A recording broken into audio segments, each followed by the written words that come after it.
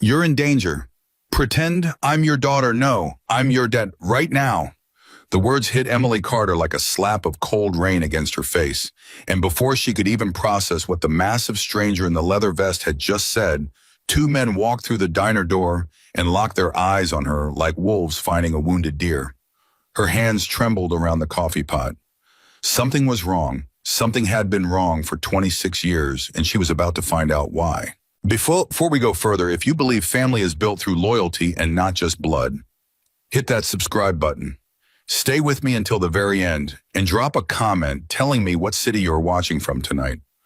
I read every single one, and I want to know how far this story has traveled. Now let's begin. The rain in Millers Creek, Montana fell the way it always did in late October. Sideways, cold and relentless, hammering against the tin roof of the Blue Star Diner like it had a grudge against the whole town. Inside, the fluorescent lights buzzed faintly, casting a pale yellow glow over the cracked vinyl booths and the linoleum floor that had been mopped so many times the pattern had faded into something unrecognizable. It was a Tuesday night, which meant slow business, tired customers, and Emily Carter running on 4 hours of sleep and a prayer that her old Honda would survive the drive home. She was 26 years old, blonde hair pulled back into a loose ponytail, wearing the same maroon polo shirt she'd worn 3 days in a row because laundry was a luxury she hadn't gotten around to. Her mother had passed away 7 months earlier, and since then Emily had been drowning not in some dramatic cinematic way, but in the quiet, grinding way that real grief works. Rent due on the 1st, funeral costs still unpaid, a mother who had raised her alone, who had never once mentioned a father who had taken whatever secrets she carried straight into the ground. Emily wiped down the counter for the 3rd time in 10 minutes, not because it needed it, but because standing still made the ache in her chest worse. Table 6 needs a refill, her manager Doreen called from behind the register, not even looking up from her crossword puzzle.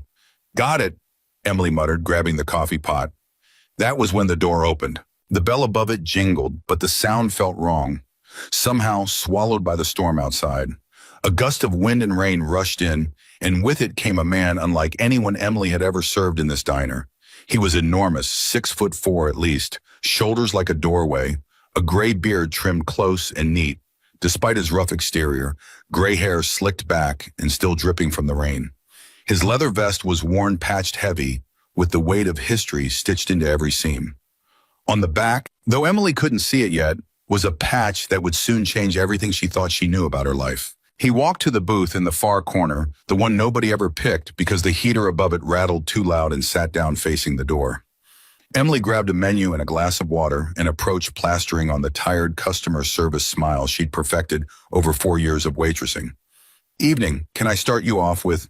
The man's hand moved fast, not threatening but urgent, reaching out and gently but firmly closing around her wrist before she could finish the sentence. Emily's breath caught. Every instinct in her body screamed to pull away, to shout, to do something, but something in his eyes stopped her. They weren't cruel eyes. They were terrified eyes. And on a man built like a mountain, terror looked like something ancient and wrong. He leaned forward, his voice dropping to a low, urgent growl barely above a whisper. You're in danger. Pretend I'm your daughter. No, I'm your dad, right now. Emily's mind went blank. Excuse me. Do it now, Mumpkin, he said, and this time there was no room for argument in his voice. Smile, laugh, act annoyed with me. Your life depends on it. Before Emily could even begin to process the absurdity of the moment, the bell above the door jingled again. 2 men walked in. They didn't look dangerous in any obvious way. One wore a gray jacket, the other a dark blue windbreaker, both dressed like they could have been contractors or traveling salesmen. But their eyes didn't wander the way a normal customer's eyes would, scanning the menu board or the pie case by the register. Their eyes went straight to Emily, and they stayed there. Emily felt her stomach drop into her shoes. The biker's grip on her wrist tightened just slightly, a silent command, then loud enough for the whole diner to hear. He groaned theatrically. You never call me anymore, you know that. Your old man sits at home wondering if his own daughter is still alive, and you can't even pick up the phone once a week. Emily blinked. For 1 full second, she stood frozen, waffling on the edge of a decision that felt enormous, even though she didn't understand why. Then something in her, maybe survival instinct, maybe just the sheer desperation radiating off this stranger, kicked in. She rolled her eyes, propped a hand on her hip, and forced out the most annoyed voice she could manage. Dad, I work like 60 hours a week. I can't just call you every day. Every week isn't every day, Emily. The two men near the door lingered by the hostess stand. Emily could feel their attention on her, like a physical weight sliding over her face, her name tag, the biker across from her. She kept her eyes on the man in the vest, refusing to look at them, refusing to give them anything. You could visit.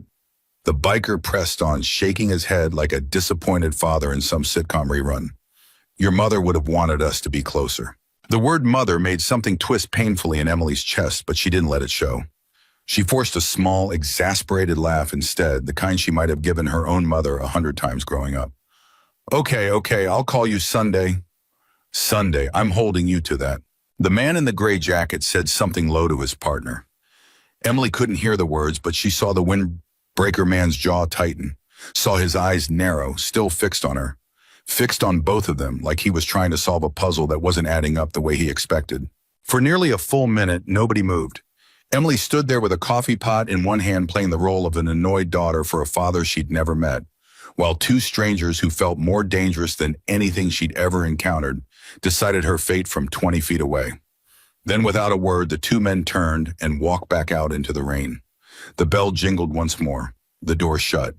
Emily's knees nearly buckled. She set the coffee pot down on the table with a shaking hand before she dropped it, and only then did she let herself look at the stranger sitting across from her, this man who had just claimed to be her father in front of a diner full of witnesses. Who? Her voice cracked. She tried again. Who are you? What just happened? Why did you? Sit down, the man said quietly, and there was something in his tone now that had shifted from urgency to something almost gentle. Please, just for a minute. I know this looks insane. Insane doesn't begin to cover it, Emily whispered, but she slid into the booth across from him anyway, her legs no longer trustworthy. Doreen called out from behind the counter, oblivious to what had just occurred. Everything okay over there? Fine, Emily called back, her voice higher than usual. Just a regular. The biker exhaled slowly, and for the first time Emily noticed how exhausted he looked beneath the intimidating exterior. The deep lines around his eyes, the way his hands covered in faded tattoos trembled just slightly where they rested on the table. My name is Cole Walker, he said, and those two men who just walked out of here were not here by accident. They were looking for you. Me? Emily let out a disbelieving laugh, though there was no humor in it. I'm a waitress in Montana. Nobody's looking for me. I don't have money. I don't have enemies. Your mother, Cole interrupted gently. She never told you about your father, did she? Emily's entire body went cold. How do you know anything about my mother? Cole's jaw tightened, and for a moment he looked like a man carrying something so heavy it had bent his spine over decades. Because I knew him, he said. I knew your real father, and everything you think you know about your life, about who you are, about why you've moved 4 times in the last 10 years, about why your rent always seemed to mysteriously drop right when you needed it most. None of that was luck, Emily. Emily stared at him, her pulse hammering so loud she could hear it in her own ears. That's not possible. It's more than possible. It's the truth. And I promise you, before tonight is over, you're going to understand why 2 strangers just walked into this diner looking for a woman they were told doesn't officially exist. The diner had nearly emptied out by 9:30, the storm outside, worsening rain lashing against the windows and sheets. Doreen had gone to the back to do inventory, giving Emily and Cole an unusual privacy in the corner booth, though Emily still kept her voice low, still kept glancing toward the door every few seconds, half expecting the 2 men to reappear. I need proof, she said, arms crossed, trying to hold herself together. Because right now you're just a stranger who grabbed my wrist and told me to lie to my own customers, and I don't even know your last name isn't made up. Cole reached into the inside pocket of his leather vest, slow and deliberate, clearly aware that sudden movements from a man his size would only frighten her further. He pulled out a worn photograph, its edges soft from age, and slid it across the table. Emily's breath caught in her throat. The photograph showed a much younger Cole, maybe 30 years old, standing beside another man in desert fatigues, both of them grinning, arms slung over each other's shoulders. But it wasn't Cole that made her hands shake. It was the other man's face. She had seen that jawline before, that exact tilt of the head, those same pale gray eyes that stared back at her every single morning from her bathroom mirror. Emily's voice failed her. That's Daniel Carter, Cole said quietly. Your father. My mother's maiden name was Carter, Emily whispered. She never remarried. She always said she told me my father died before I was born. Car accident. She never even had a photo of him. I thought she just couldn't bear to keep one. She didn't have one because she couldn't risk it, Cole said. If anyone had ever found a photograph, ever traced a name, ever connected the dots between your mother and Daniel Carter, you would have died before your first birthday. Emily's eyes stung tears, threatening even as anger rose beneath the confusion. Why would anyone want to kill a baby? Cole leaned back against the booth, and for a long moment he simply looked at her, studying her face the way a man studies something he has waited half a lifetime to see. Because your father wasn't just a soldier, he said finally. He was a decorated Army Ranger who came home and became something even more dangerous. He became a federal informant, and the organization he infiltrated was one of the largest human trafficking and money laundering networks operating across 4 western states. The words landed like stones dropped into still water, rippling outward until Emily could barely breathe. That's insane, she said, though her voice had lost its conviction. That sounds like something out of a movie. I wish it were, Cole said. I've spent 22 years wishing it were fiction. Doreen returned from the back room, glancing curiously at the odd pairing in the corner booth, the young blonde waitress and the massive biker who'd been talking in low, intense voices for nearly an hour. You need anything else, hun? She asked Emily, though her eyes lingered a moment too long on Cole. We're fine, Emily said quickly. He's just... She hesitated, glancing at Cole, unsure how to explain any of this. An old friend of the family. Cole gave a small nod, playing along without missing a beat. Once Doreen wandered off again, Emily turned back to him. Her voice dropped even lower. You said he sacrificed himself. What does that mean? Is he alive? Is my father alive somewhere? Cole's face darkened, and the answer, when it came, felt like it cost him something physical to say. No, he said. Daniel Carter died 22 years ago. Officially, the federal case files list him as a rogue agent who disappeared with sensitive evidence and was presumed to have sold it to the very people he was supposed to be investigating. The government labeled him a traitor. His name was dragged through every disgraced informant file in 3 states. But that's not what happened, Emily said, though it wasn't really a question. No, Cole said, and his jaw tightened with something that looked dangerously close to old, unresolved rage. That is not what happened. Your father died protecting the evidence, not selling it. He died protecting you. Emily pressed her fingers against her eyes, trying to hold back tears that had nothing to do with grief for a man she'd never known, and everything to do with a lifetime of unanswered questions suddenly crashing down at once. Why didn't he just come forward, turn the evidence in? Why did he have to die? Because the people he was investigating had eyes and ears embodied the federal task force itself, Cole said. Judges, prosecutors, even agents assigned to protect him. Daniel realized in the final weeks before everything fell apart that the moment he handed over that evidence through official channels, it would disappear, and so would you and your mother. The rain outside intensified, thunder rolling somewhere distant over the mountains, and Emily suddenly felt very small in the booth, very young, like the 26 years of her life had been nothing but a story someone else had written for her without her knowledge. So what did he do? She whispered. Cole's eyes met hers, steady, heavy with the weight of a promise made over 2 decades ago. He came to me, Cole said, 2 nights before he disappeared. He put a folder in my hands and told me that if anything happened to him, I was to protect his daughter, not the evidence, not his name, not his reputation. You. He made me swear an oath beside a fire in the mountains that I would keep you safe until you were old enough to choose your own future. Emily's chest tightened painfully. And you've been what? Watching me my whole life. Not watching, Cole said carefully. Protecting, from a distance, every time your family moved for a better opportunity.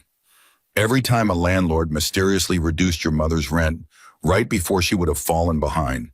Every time trouble came close and quietly turned away before it ever reached your doorstep. He paused, his voice roughening. That was me. That was us. Us. Hell's angles, Cole said, and Emily finally saw it, the patch on the back of his vest as he shifted in the booth, red lettering stitched across a black background. I'm the president of the Montana chapter. Your father served with 2 of my closest brothers before any of us ever wore this patch. We made him a promise, and bikers keep their promises, Emily. even after 22 years, even after death. Emily sat in stunned silence, staring down at the photograph of the father she'd never known, tracing her thumb over the edge of the worn paper, as if she might somehow feel him through it. "Why now?" she finally asked. "Why walk in here tonight after 22 years of watching from a distance? Why break whatever rule you've clearly been following?" Cole's expression shifted, the earlier grief hardening into something sharper, more urgent. "Because 3 days ago, he said your father's old case file was reopened." Emily felt the floor tilt beneath her. "Reopened by who?" "We don't know yet," Cole admitted, "but someone with serious resources has started digging through sealed federal archives that were supposed to stay buried forever. And 2 days after that file was flagged, your name appeared in a search query run through a private security firm with known ties to the same criminal network your father infiltrated 22 years ago. So those two men tonight weren't random," Cole confirmed. "They were sent to identify you, to confirm you exist, to confirm you're exactly who they think you are." Emily's hands were shaking now badly enough that she had to press them flat against the table to steady them. "What do they want with me? I don't have anything. I don't know anything. I didn't even know my father's real name until 10 minutes ago." "They don't care what you know," Cole said grimly. "They care about what you represent. As long as Daniel Carter's daughter is alive, there's a witness, a blood connection, a loose thread in a story they thought was permanently buried 22 years ago. People like this don't leave loose threads, Emily. They cut them." The word hung in the air between them like a blade. Emily felt something crack open inside her chest, not just fear, though. There was plenty of that, but something else. Something that had been missing for months since her mother's funeral, since the numb gray fog of grief had settled over every part of her life. Anger, a fierce protective anger that surprised her with its intensity. "So what happens now?" she asked, and her voice, though still shaking, had steadied with new resolve. "I just go home and wait for them to come finish what they started 22 years ago." "No," Cole said firmly. "Tonight you come with me." Emily blinked. "I don't even know you." "You know enough," Cole said. "Jan, you know I just risked exposing myself and everyone who helped protect you for 22 years just to keep two strangers from putting a face to a name tonight. You know your mother never had a photograph of your father because she was terrified of exactly this moment happening. And you know somewhere deep down that everything about your life, the maze, the mysteriously solved problems, the unexplained good luck never made sense until right now." Emily's eyes filled with tears she could no longer hold back, and this time she didn't fight them. "My whole life," she whispered, "I thought I was just unlucky. Just some girl whose father died in a car accident before she was born. I used to lie awake wondering why nothing ever seemed to work out easily, why we always had to move, why Mom always looked so scared whenever anyone asked too many questions about our past." "She was protecting you," Cole said gently, "the way your father asked her to, the way I've tried to from a distance for 22 years. Emily wiped her face roughly with the back of her hand, drawing in a shaky breath. "If I go with you," she said slowly, "if any of this is even remotely true, what happens to my life, my apartment? I have rent due in 6 days. I have—" "None of that matters tonight," Cole said, not unkindly but firmly. "Tonight, the only thing that matters is that two men just walked out of this diner without confirming your identity, which means we still have a small window before they come back with certainty instead of suspicion. That window won't stay open long." Doreen appeared again near the register, glancing at the clock, then at Emily. "Hun, it's almost closing time." Emily looked at Cole, feeling the ground shift permanently beneath her feet, feeling 26 years of assumed reality crumble away to reveal something far larger, far more dangerous, and far more real underneath. "Give me 5 minutes," she told Doreen, forcing her voice to sound normal. "I need to grab my things." As she stood from the booth, Cole reached out one more time, not grabbing her wrist this time, but simply resting his tattooed hand briefly on the table between them. "Emily," he said, and for the first time something raw and unguarded broke through his hardened exterior. "I promised your father I would keep you alive long enough to choose your own future. Tonight, for the first time in 22 years, that promise is in real danger of failing. I need you to trust me even though I know I'm asking the impossible." Emily looked down at him, this enormous weathered stranger who had just upended the entire foundation of her life in less than 2 hours, and something in his eyes, some deep and aching sincerity, made the decision for her before her mind had even caught up. "Okay," she whispered. "Okay, I'll come with you." Outside, the rain had softened into a steady drizzle, and the parking lot lights flickered against wet asphalt. As Emily stepped through the diner's back door, Cole close behind her, his eyes scanning the shadows with the practiced awareness of a man who had spent decades watching for danger. Most people never noticed. A row of motorcycles sat near the far end of the lot, chrome gleaming faintly under the weak light, and Emily realized with a jolt that there were more than just Cole's bike. "You brought company," she said quietly. "I never travel alone when I'm about to break 22 years of careful distance," Cole admitted. "Emily, I'd like you to meet some people who've been protecting you far longer than tonight."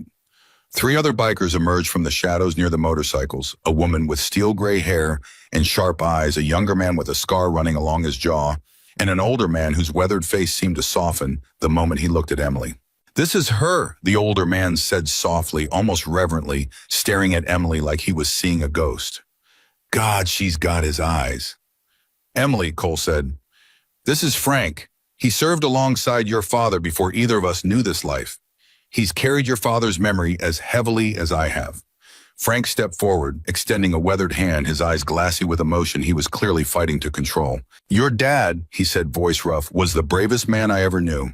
He'd be damn proud of the woman you've become, even watching from a distance the way we have." Emily's throat tightened, unable to speak past the lump forming there. Before she could respond, the gray-haired woman stepped closer, her sharp eyes scanning the parking lot with practiced vigilance. "Cole, we need to move. I clocked a sedan idling 2 blocks down when we rode in. Could be nothing. Could be exactly what we're afraid of." Cole's expression hardened instantly, all warmth vanishing beneath sharp focus. "Everyone mount up, now!" Emily's heart slammed against her ribs. "Wait, what sedan? What's happening?" "Emily," Cole said, turning to her with sudden urgency, "I need you to trust me completely right now, more than you've ever trusted anyone in your life. Can you do that?" Headlights flared to life at the far end of the parking lot, and Emily's blood turned to ice. The sedan wasn't idling anymore. It was moving, straight toward them.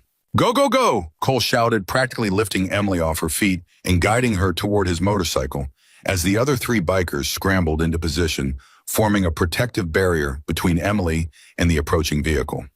"I've never ridden on one of these," Emily gasped, adrenaline flooding her system as Cole swung his leg over the bike and reached back for her. "First time for everything," Cole said grimly. "Hold on tight and don't let go, no matter what happens." The sedan's engine roared louder, closing the distance across the wet parking lot far too quickly, and for one suspended, terrifying second, Emily Carter, waitress, orphan, a woman who 24 hours ago believed her life was simply unremarkable and unlucky, understood with sudden gut-wrenching clarity that her ordinary life had ended the moment Cole Walker walked through that diner door.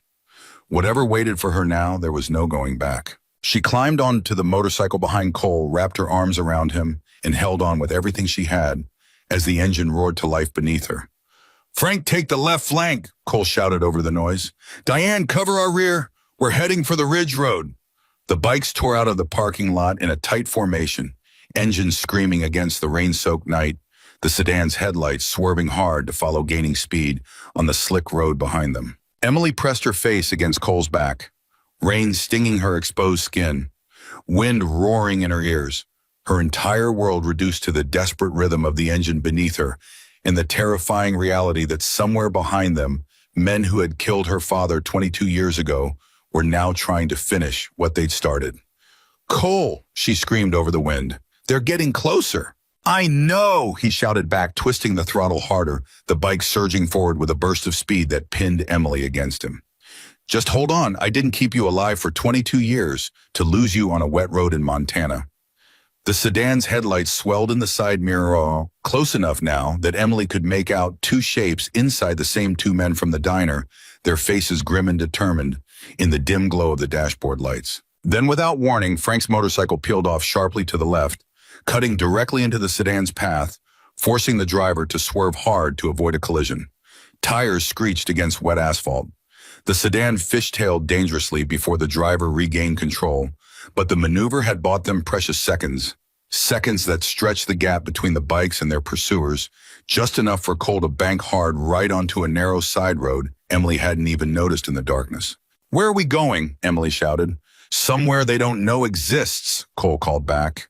Somewhere your father made sure would always be safe no matter what happened to him. The bikes roared up a winding mountain road, rain lashing sideways, the town lights of Miller's Creek shrinking behind them into scattered specks of gold swallowed by darkness and storm. Emily didn't know what waited for her at the end of this road, didn't know what secrets her father had buried in these mountains 22 years ago, didn't know how any of this would end. But she knew one thing with absolute certainty as she clung to a stranger who had just risked everything to save her life. The woman she had been that morning, tired, grieving, unremarkable, no longer existed. And whoever she was about to become, there was no turning back now. The bike's engine screamed against the mountain grade, and Emily buried her face harder into Cole's back, rain needling her cheeks like tiny blades, when Frank's voice crackled through a small radio clipped to Cole's vest. They lost visual sedan pulled off at the fork. Looks like they're circling back toward town. Copy that, Cole shouted into the radio, though he didn't slow down. Don't trust it. Keep formation until we're inside the perimeter. Emily's arms tightened around his waist. Perimeter? What perimeter? Cole, where exactly are we going? Someplace your father built with his own hands. Cole called back over the wind, back when he still believed the system could protect the people he loved. Someplace nobody outside 5 people on this earth even knows exists. The bikes cut off the main road onto what barely qualified as a path 2 ruts worn into the mountainside swallowed on both sides by dark pine. Emily felt the bike buck beneath her over roots and stone, and she squeezed her eyes shut, trusting a stranger's balance with her life because she no longer had any other choice. Then without warning, the trees opened into a narrow clearing, and a cabin emerged from the darkness, small, weathered, nearly invisible beneath decades of untouched growth, moss creeping up its northern wall, shutters hanging crooked on rusted hinges. Cole cut the engine. The sudden silence rang louder than the storm had. We're here, he said, breathing hard. Get inside, fast. Emily's legs nearly buckled when she swung off the bike, her whole body trembling from adrenaline and cold. Frank and Diane pulled in seconds behind them, the younger scarred biker, whose name Emily would later learn was Marcus, bringing up the rear eyes, still scanning the tree line, like he expected headlights to appear at any moment. Clear, Marcus called out. Nobody followed. Don't get comfortable, Diane muttered, dismounting and immediately moving toward the tree line with a flashlight. I want a perimeter check before anybody exhales. Cole guided Emily toward the cabin door, one hand hovering protectively near her shoulder, without quite touching her, like a man who understood how fragile trust could be after a night like this one. Inside, he said gently, you're safe here, for tonight at least. The cabin's interior smelled of dust and old cedar untouched for what looked like years. A single battery lantern flickered to life as Frank found it on a shelf near the door, casting long shadows across bare wooden walls. Emily stood frozen just inside the threshold, soaked to the bone, staring at the space like she could somehow absorb her father's presence from the silence itself. He built this, she whispered. With his own 2 hands, Frank said, setting the lantern on a rough-hewn table. Took him almost a year working nights and weekends. Told us he wanted someplace nobody could ever trace back to his family. Someplace off every grid, every map, every database. Emily ran her fingers along the edge of the table, feeling the worn grain beneath her fingertips. It's like touching a ghost. He wasn't a ghost, Cole said quietly, closing the door behind them and sliding a heavy wooden bar across it. He was the realest man I ever knew, which is exactly why they were so afraid of him. Emily turned arms wrapped around herself, still shivering. You keep saying they. Who exactly is they, Cole? I've heard trafficking, money laundering, corrupt officials, but I don't have names. I don't have faces. I don't understand what my father actually walked into. Cole exchanged a glance with Frank, some silent, weighted communication, passing between 2 men who had clearly carried this burden together for over 2 decades. Sit down, Cole said. This part you deserve to hear all of it, Joe. Emily lowered herself into a rickety wooden chair, and Cole pulled another one across from her, the old floorboards groaning beneath his weight. Outside, Diane's flashlight beams swept intermittently past the cracked window, a steady rhythm of reassurance that someone was still watching the dark. 23 years ago, Cole began.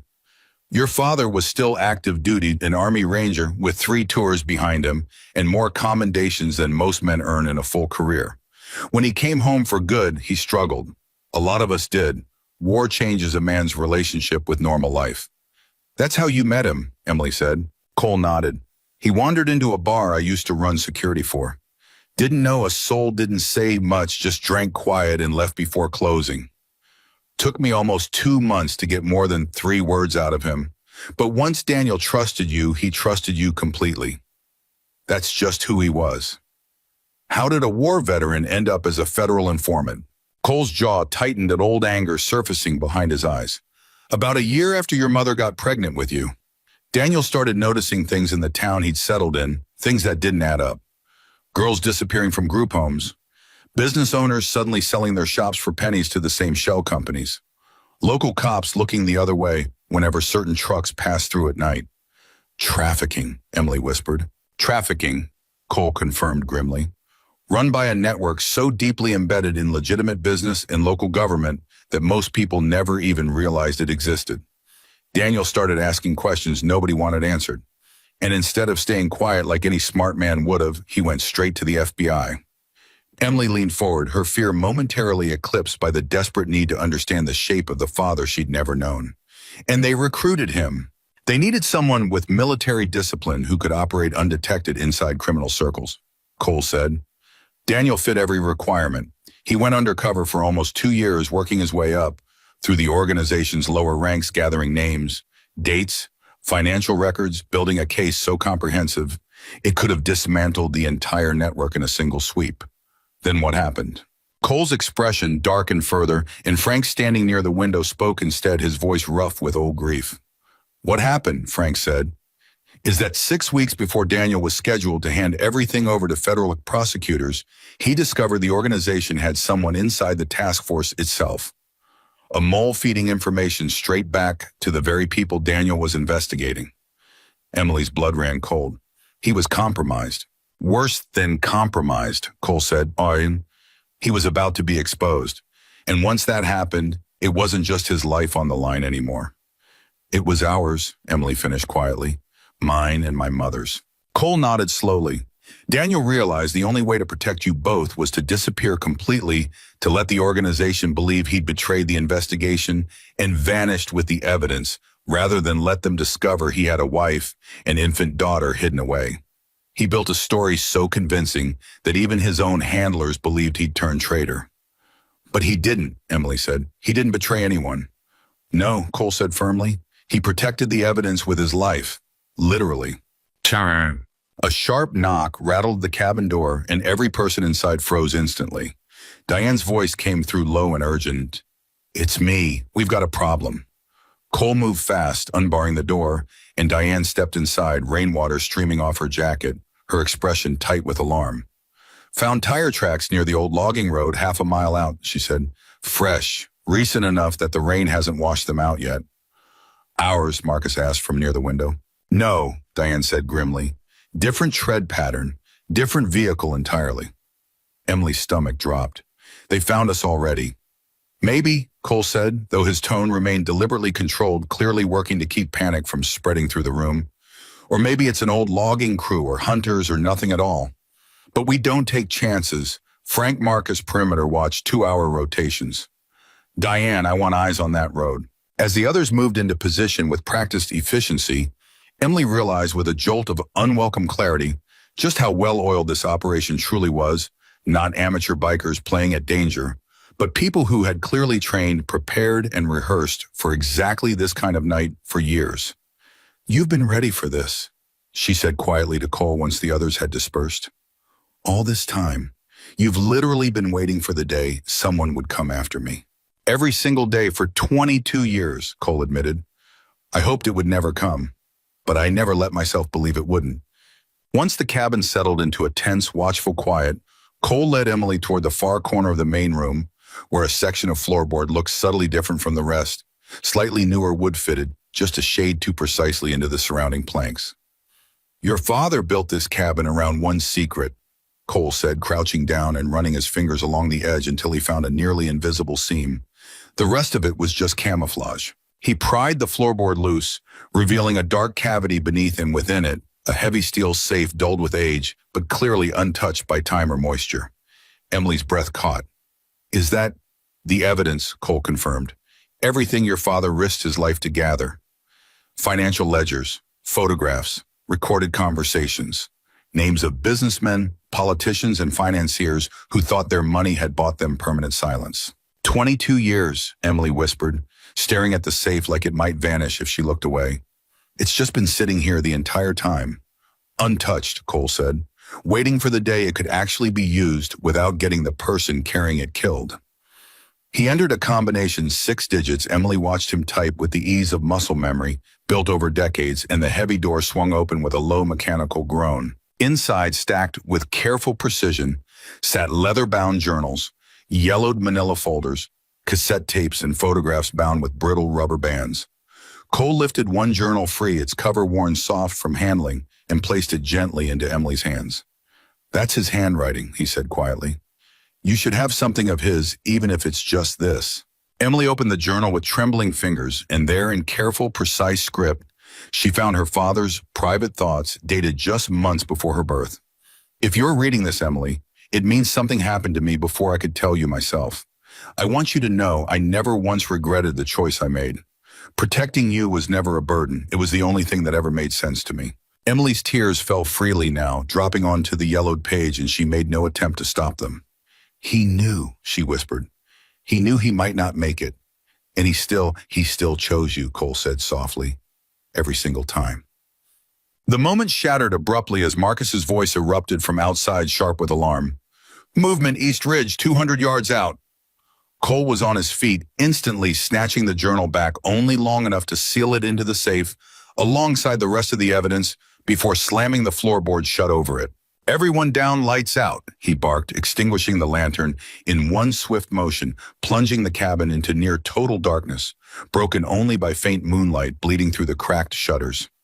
Emily's heart hammered violently as she crouched low beside the table, Cole's broad frame positioning instinctively between her and the window. "Cole," she breathed, barely audible. "Is it them?" "Stay quiet," he whispered back, his voice a low, controlled rumble. "Stay low." Outside, Diane's voice crackled faintly through the radio, clipped to Cole's vest, barely more than static. "Confirmed 2 figures moving on foot East Ridge. Armed." Emily's blood turned to ice. "They found us," she whispered. Cole's hand found hers in the darkness, gripping it firmly, not romantic, not soft, but grounding the way a father might steady a terrified child. "Not yet, they haven't," he said quietly. "And they won't. Not tonight." The next several minutes stretched into an agony of silence, every creak of the cabin's old wooden frame sounding like thunder in Emily's ears. She watched Cole's face in the faint moonlight, the calm concentration etched into every line, and found herself wondering how many nights over the past 22 years this man had spent exactly like this, hidden, watchful, ready to give his life for a girl he'd only ever observed from a distance. Marcus's voice finally broke the silence, tense but relieved. "They're moving away, East Ridge, heading down toward the old fire road. Doesn't look like they clocked the cabin." Cole exhaled slowly, some of the tension bleeding from his shoulders, though his eyes remained sharp alert. "Keep watching until they're fully clear." "Copy." Emily allowed herself a shaky breath, though her hands were still trembling violently. "How close was that?" "Closer than I'd like," Cole admitted, "but it confirms something important." "What?" "They're not guessing anymore," Cole said grimly. "They're searching a specific radius, which means somebody gave them a location to start from. Somebody who knew roughly where your father used to disappear 22 years ago." Emily's stomach twisted. "Who would know that?" Cole's expression turned troubled, distant, like a man revisiting old suspicions he'd never fully resolved. "That's the question that's been eating at me for 3 days," he said quietly. "Because outside of the 4 of us in this cabin, only one other living person ever knew about this place."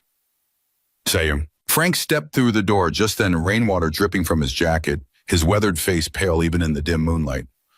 "Cole," he said, voice tight, "we need to talk, now." Cole rose immediately, something in Frank's tone clearly triggering old alarm bells. "What is it?" Frank glanced briefly at Emily before continuing, as if weighing how much she was ready to hear. "I recognize one of them," he said finally, through the scope just for a second before he turned away. "It's been over 2 decades, but I never forget a face like that." "Frank," Cole said slowly, dread creeping into his voice. "Who did you see?" Frank's jaw tightened, old fury and old fear warring visibly across his features. Randall Voss, he said. The name landed in the room like a physical blow. Cole's entire body went rigid. That's not possible, Cole said. Voss died 18 years ago. Car accident outside Billings. It was in every paper. I know what the papers said, Frank replied grimly. I also know what I just saw with my own two eyes. Cole, I'd stake my life on it. That it was Randall Voss standing on that ridge tonight. Emily looked between the two men, confusion and fear tangled together. Who is Randall Voss? Cole turned to her, his expression grave, and when he spoke, his voice carried the particular heaviness of a man forced to revisit his darkest failure. Randall Voss, he said slowly, was your father's handler, the federal agent assigned to run his undercover operation. The only person outside this cabin who knew every detail of Daniel's case, every safe house, every contact, every piece of evidence he'd gathered. Emily's breath caught. You think he was the mole? I always suspected it, Cole admitted. Daniel suspected it too near the end. But Voss died in that accident less than a year after Daniel disappeared, and I convinced myself the timing was just tragic coincidence. Convenient guilt with nowhere left to go.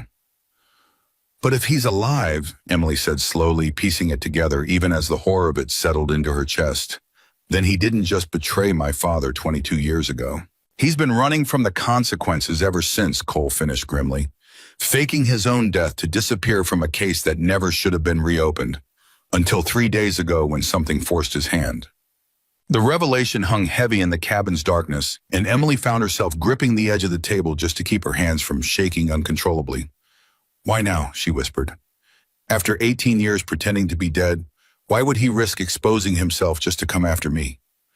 Cole and Frank exchanged a look, and it was Frank who finally answered, his voice grim. Because something's changed, Frank said. Something big enough to make a man who's stayed hidden for nearly 2 decades willing to risk everything by coming out of hiding. Like what?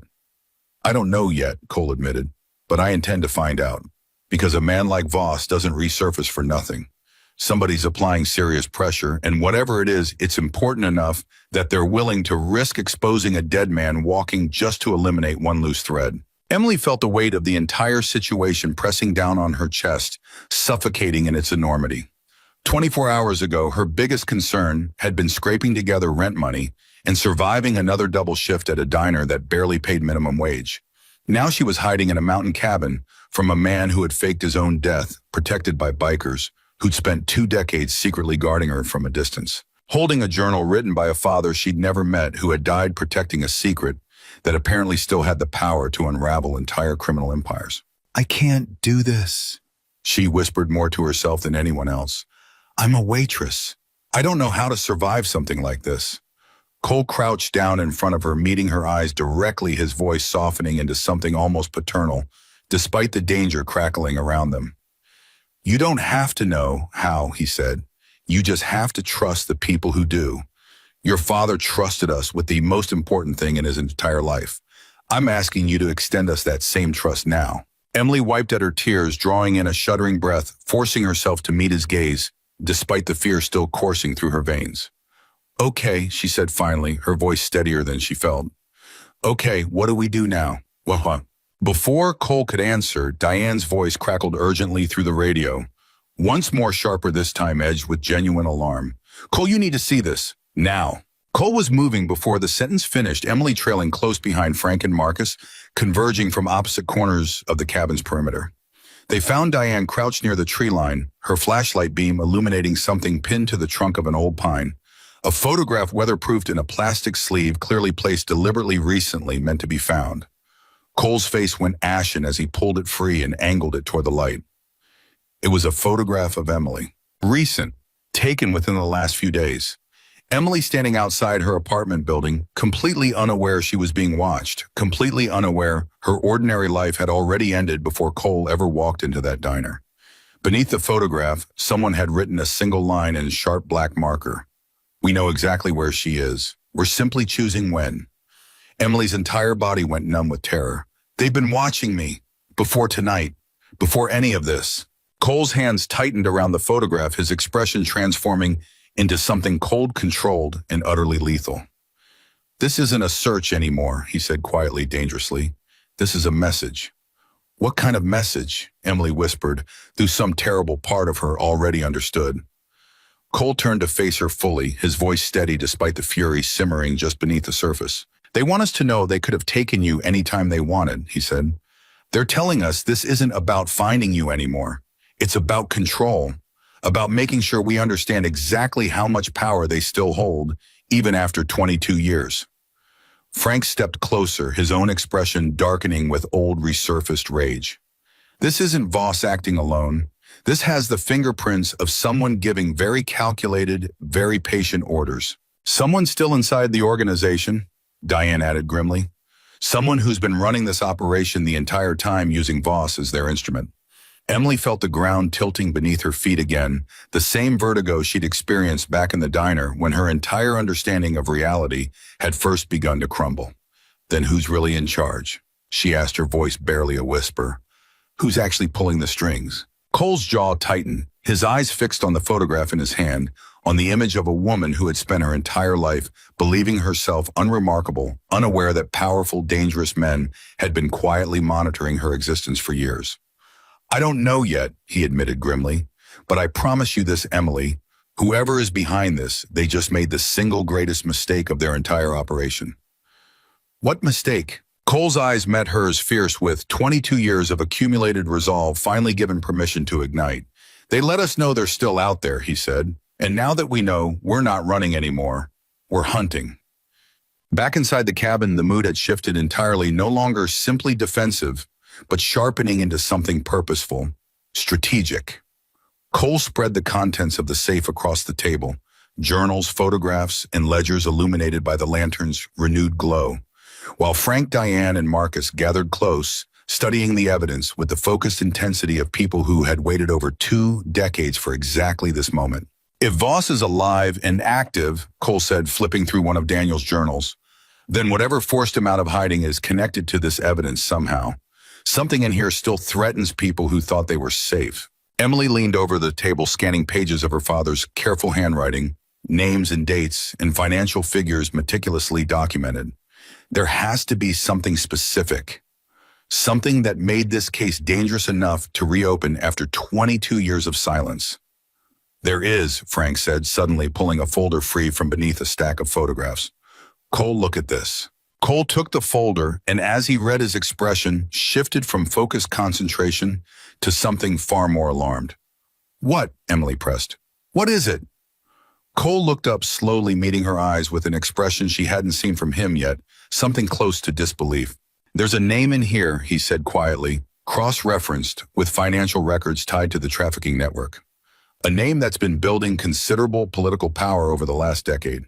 A name currently positioned for something significant enough that exposure would be absolutely catastrophic.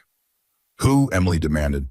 Cole hesitated, glancing briefly at Frank, some silent understanding passing between them before he finally answered. Senator Harlan Whitfield, Cole said, current frontrunner for the party's gubernatorial nomination, a man about to announce his campaign for governor in less than 3 weeks. The revelation hit the room like a physical shockwave. He's one of them, Emily breathed. The trafficking network. My father had evidence against a sitting senator. Evidence that would end his career, his freedom, and potentially implicate dozens of other officials still benefiting from the same network, Cole confirmed grimly. Evidence that's been sitting quietly in this cabin for 22 years, completely unknown to anyone still connected to the case. Until now, Diane said darkly, until someone started digging. Emily's mind raced, connecting the pieces with dawning horror. The case file getting reopened. The reporters at the diner, Voss resurfacing after 18 years of hiding. It's all connected to Whitfield's campaign. He can't risk this evidence surfacing 3 weeks before his announcement, Cole said, which means he's not just trying to eliminate a loose thread anymore. He's racing against a deadline. Marcus, who had remained mostly silent throughout the conversation, finally spoke, his scarred jaw tight with tension. That actually helps us. How does a countdown to our potential deaths help us? Emily asked, panic edging back into her voice. Because desperate men make mistakes, Marcus said. A senator 3 weeks from a major announcement can't afford scandal, can't afford visible violence, can't afford anything that draws federal attention to his campaign. He needs this handled quietly, which limits exactly how far he's willing to push things. Unless he decides quiet isn't fast enough, Frank countered grimly. In which case, he might decide a body in a Montana ditch is worth the risk if it happens before anyone connects it to him. Emily felt sick, the reality of her situation crystallizing into something far more terrifying than she'd initially understood, not just criminal enterprises protecting old secrets, but a sitting senator with genuine political power, actively campaigning for governor, willing to eliminate her to protect an ambition 22 years in the making. "So what do we do?" she asked, her voice trembling, despite her best efforts to sound steady. "We can't just walk into a police station with a box of old journals and expect anyone to believe us over a sitting senator." Cole's expression turned resolute, calculating the look of a man who had spent decades preparing for exactly this kind of impossible fight. "No," he agreed, "we can't go through official channels alone. Whitfield has too much power, too many connections, too much ability to bury this evidence or discredit us before it ever sees daylight." "Then what?" Emily pressed. Cole looked around the table at Frank, Diane, and Marcus, people who had devoted over 2 decades of their lives to a promise made beside a dying man before his eyes finally settled back on Emily, steady and resolved. "We do exactly what your father intended to do 22 years ago," he said. "We build a case so public, so undeniable, so thoroughly documented across multiple independent sources that no single powerful man can bury it, no matter how many strings he pulls." "How?" Emily whispered. Cole's jaw set with fierce determination. "We find people your father trusted back then who are still alive today. Federal prosecutors who weren't compromised. Journalists who've spent careers investigating exactly this kind of corruption. We build the case publicly, piece by piece, until Whitfield's entire foundation collapses before he ever gets close to that governor's mansion." Frank nodded slowly. "There's someone we can start with, a federal prosecutor named Miriam Castillo. Daniel trusted her completely back before everything fell apart. She wasn't part of the compromised task force, got reassigned to a different division right before the operation collapsed. If anyone's still willing to fight this fight after 22 years, it's her." "Is she still in Montana?" Emily asked. "Denver last I heard," Frank said. "Moved up through federal ranks over the years. If she's still the same woman, I remember she'll want this fight as badly as we do." Cole nodded, already formulating the plan taking shape in his mind. "Then that's where we start. First light, we move toward Denver, quietly, carefully staying off any road that might have eyes on it." As the group began organizing their strategy, Emily found herself staring down at her father's journal, once more tracing the careful handwriting, feeling the weight of his sacrifice settling permanently into her bones. 22 years ago, this man had walked willingly into unimaginable danger. Not for glory, not for reward, but simply because he discovered something wrong in the world and refused to look away. He knew this day might come, Emily said quietly, almost to herself. Even 22 years ago, he knew someone might eventually try to finish what they started. Cole looked up from the map he'd been studying with Diane, his expression softening slightly. He hoped it never would. But yes, he prepared for the possibility. "There's something in the back of this journal," Emily said suddenly, flipping toward the final pages, something catching her attention that she'd missed before.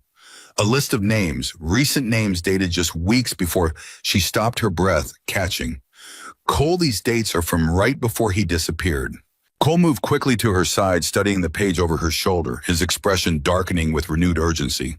"That's not just evidence against the network," he said slowly. "That's a list of people your father suspected were preparing to expose the mole inside the task force. People who might have known Voss was compromised before Daniel disappeared." "Are any of them still alive?" Emily asked. Cole scanned the names, his jaw tightening as recognition flickered across his features. "One name," he said quietly. "Still active, still working federal cases as far as I know." "Who?" Cole looked up, meeting Emily's eyes with an expression caught somewhere between hope and dread.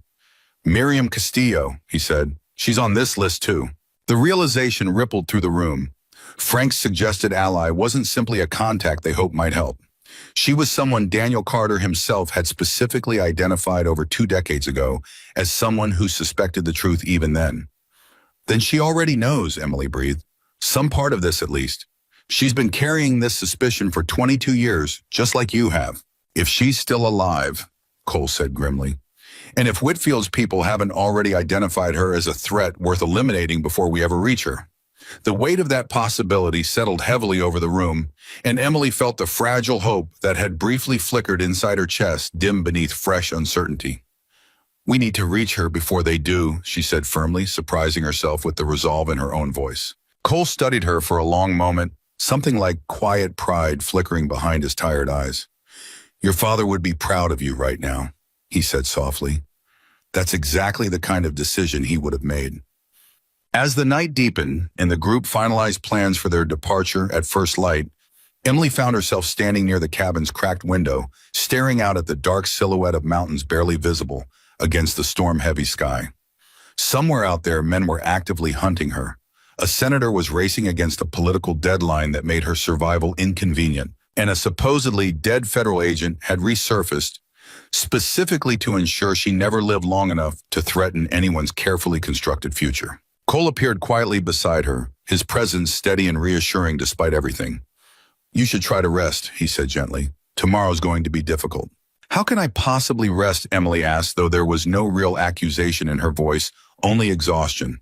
24 hours ago, I thought my biggest problem was making rent. Now I'm hiding from a senator who wants me dead protected by bikers I met for the first time tonight, holding evidence that could apparently topple an entire criminal empire. Cole was quiet for a moment, considering his words carefully. "Your father used to say something to me back when the pressure of the investigation felt unbearable. He said that courage isn't the absence of fear. It's choosing to act anyway because the alternative, doing nothing, costs more than you're willing to pay." Emily turned to look at him, tears welling in her eyes once more, though these felt different now.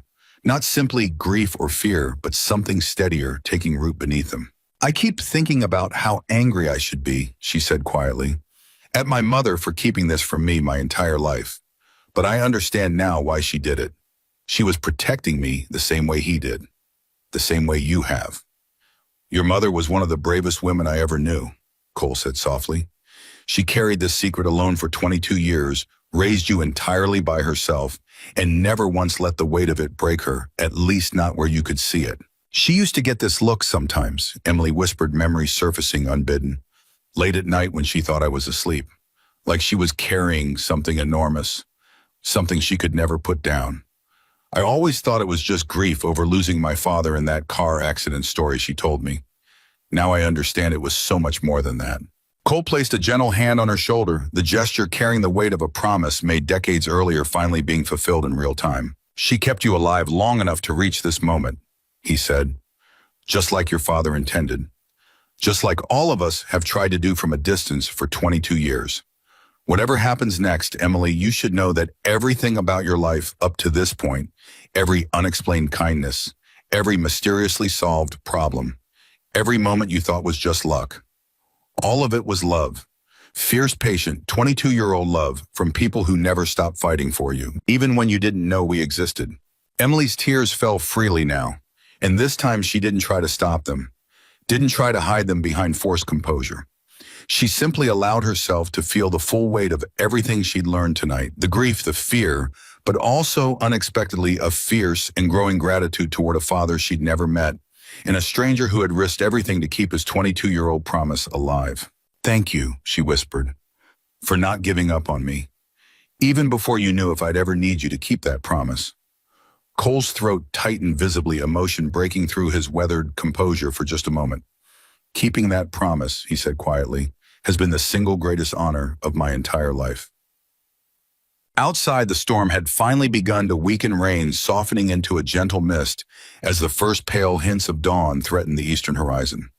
Inside the cabin, Frank, Diane, and Marcus finalized preparations for their journey toward Denver, each movement precise and purposeful, the quiet efficiency of people who understood exactly what tomorrow's fight would demand of them. Emily sat alone for a moment at the worn wooden table, her father's journal open before her, tracing the words he'd written over 2 decades ago, words meant to reach her only if everything went catastrophically wrong. "Protecting you was never a burden. It was the only thing that ever made sense to me." She closed the journal, gently pressing it against her chest, feeling something solidify inside her that hadn't existed 24 hours earlier. Not simply fear, not simply grief, but purpose. a fierce, unshakable determination to finish what her father had started, to honor the sacrifice that had shaped every unremarkable, ordinary moment of her entire life, without her ever knowing it. Cole approached quietly, offering her a worn leather jacket clearly meant for the road ahead. "First light in 20 minutes, he said. "You ready?" Emily looked up at him, at this massive, weathered stranger who had become, in the span of a single, impossible night, the closest thing to family she had left in this world. "No," she admitted honestly, "but I'm going anyway." Cole's mouth curved into the faintest hint of a proud smile. "That's exactly the answer your father would have given." As Emily pulled on the jacket, the weight of it settling around her shoulders like armor she hadn't known she needed, the first pale light of dawn finally broke over the mountain ridge outside, illuminating a path forward none of them could yet fully see, toward a fight that had been waiting 22 years to finally reach its reckoning. The bikes tore down the mountain road just as dawn broke fully over the ridge, engines growling low, so as not to carry too far in the still morning air. And Emily rode behind Cole with her father's journal zipped securely inside the leather jacket he'd given her, pressed against her heart like a shield. They hadn't gone more than 20 miles when Diane's voice crackled urgently through the radio. "Checkpoint ahead." Local sheriff's cruiser parked sideways across the county road. Cole's hand tightened on the throttle. "Planned or coincidence?" "Can't tell yet," Diane replied, "but he's got his lights off, sitting there quiet. That's not how a normal traffic stop looks." Emily's pulse spiked. "Cole, what if he's one of them?" "Then we find out the hard way," Cole said grimly, easing off the throttle as the formation slowed. "Everyone stay calm. Let me do the talking."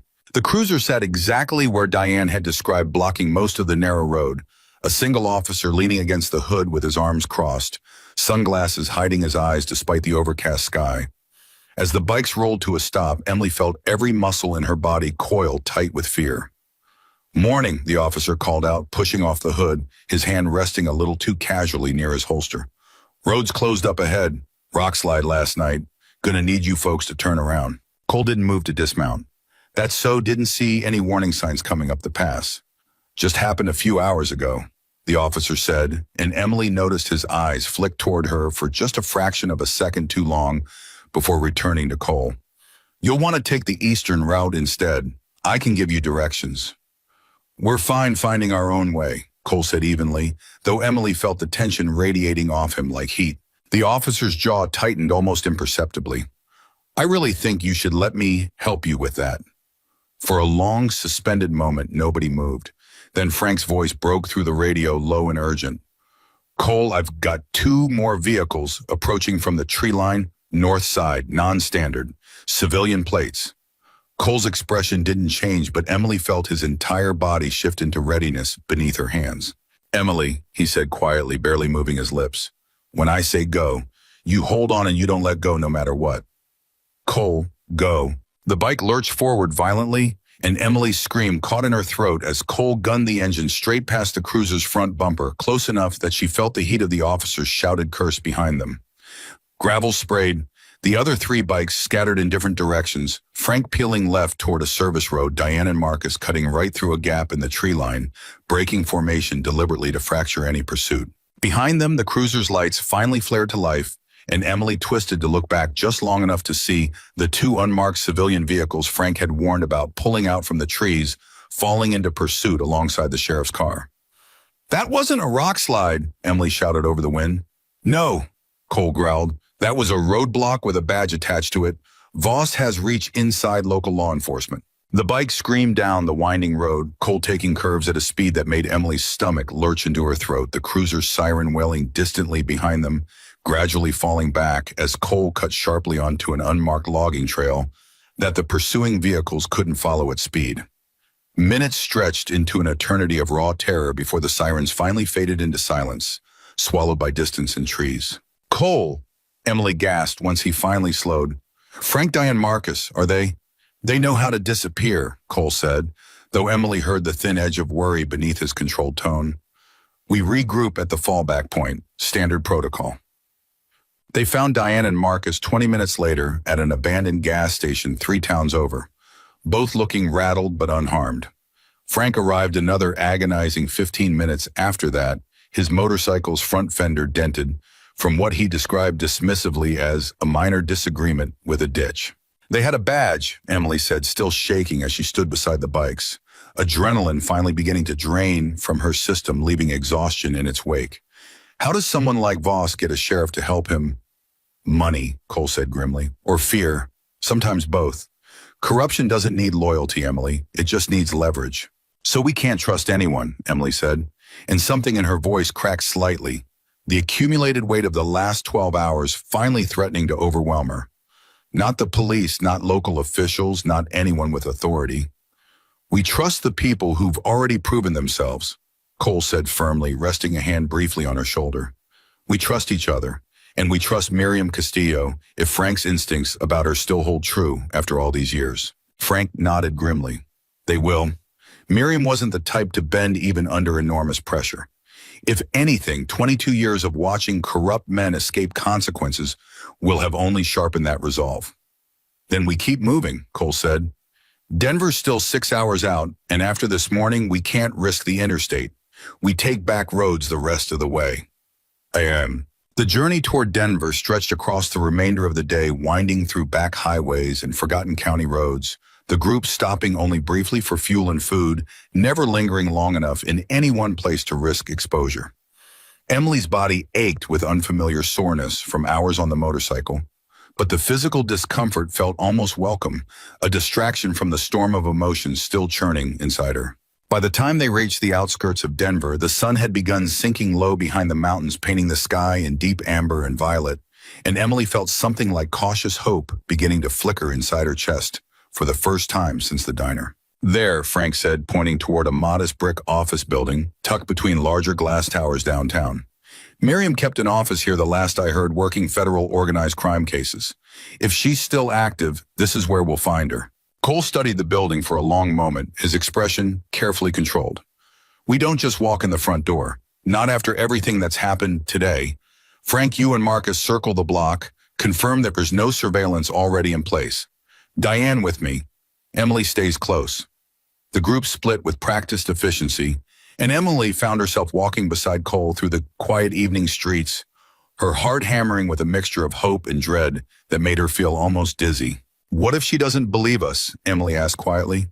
What if 22 years has changed her? What if she's just as compromised as everyone else?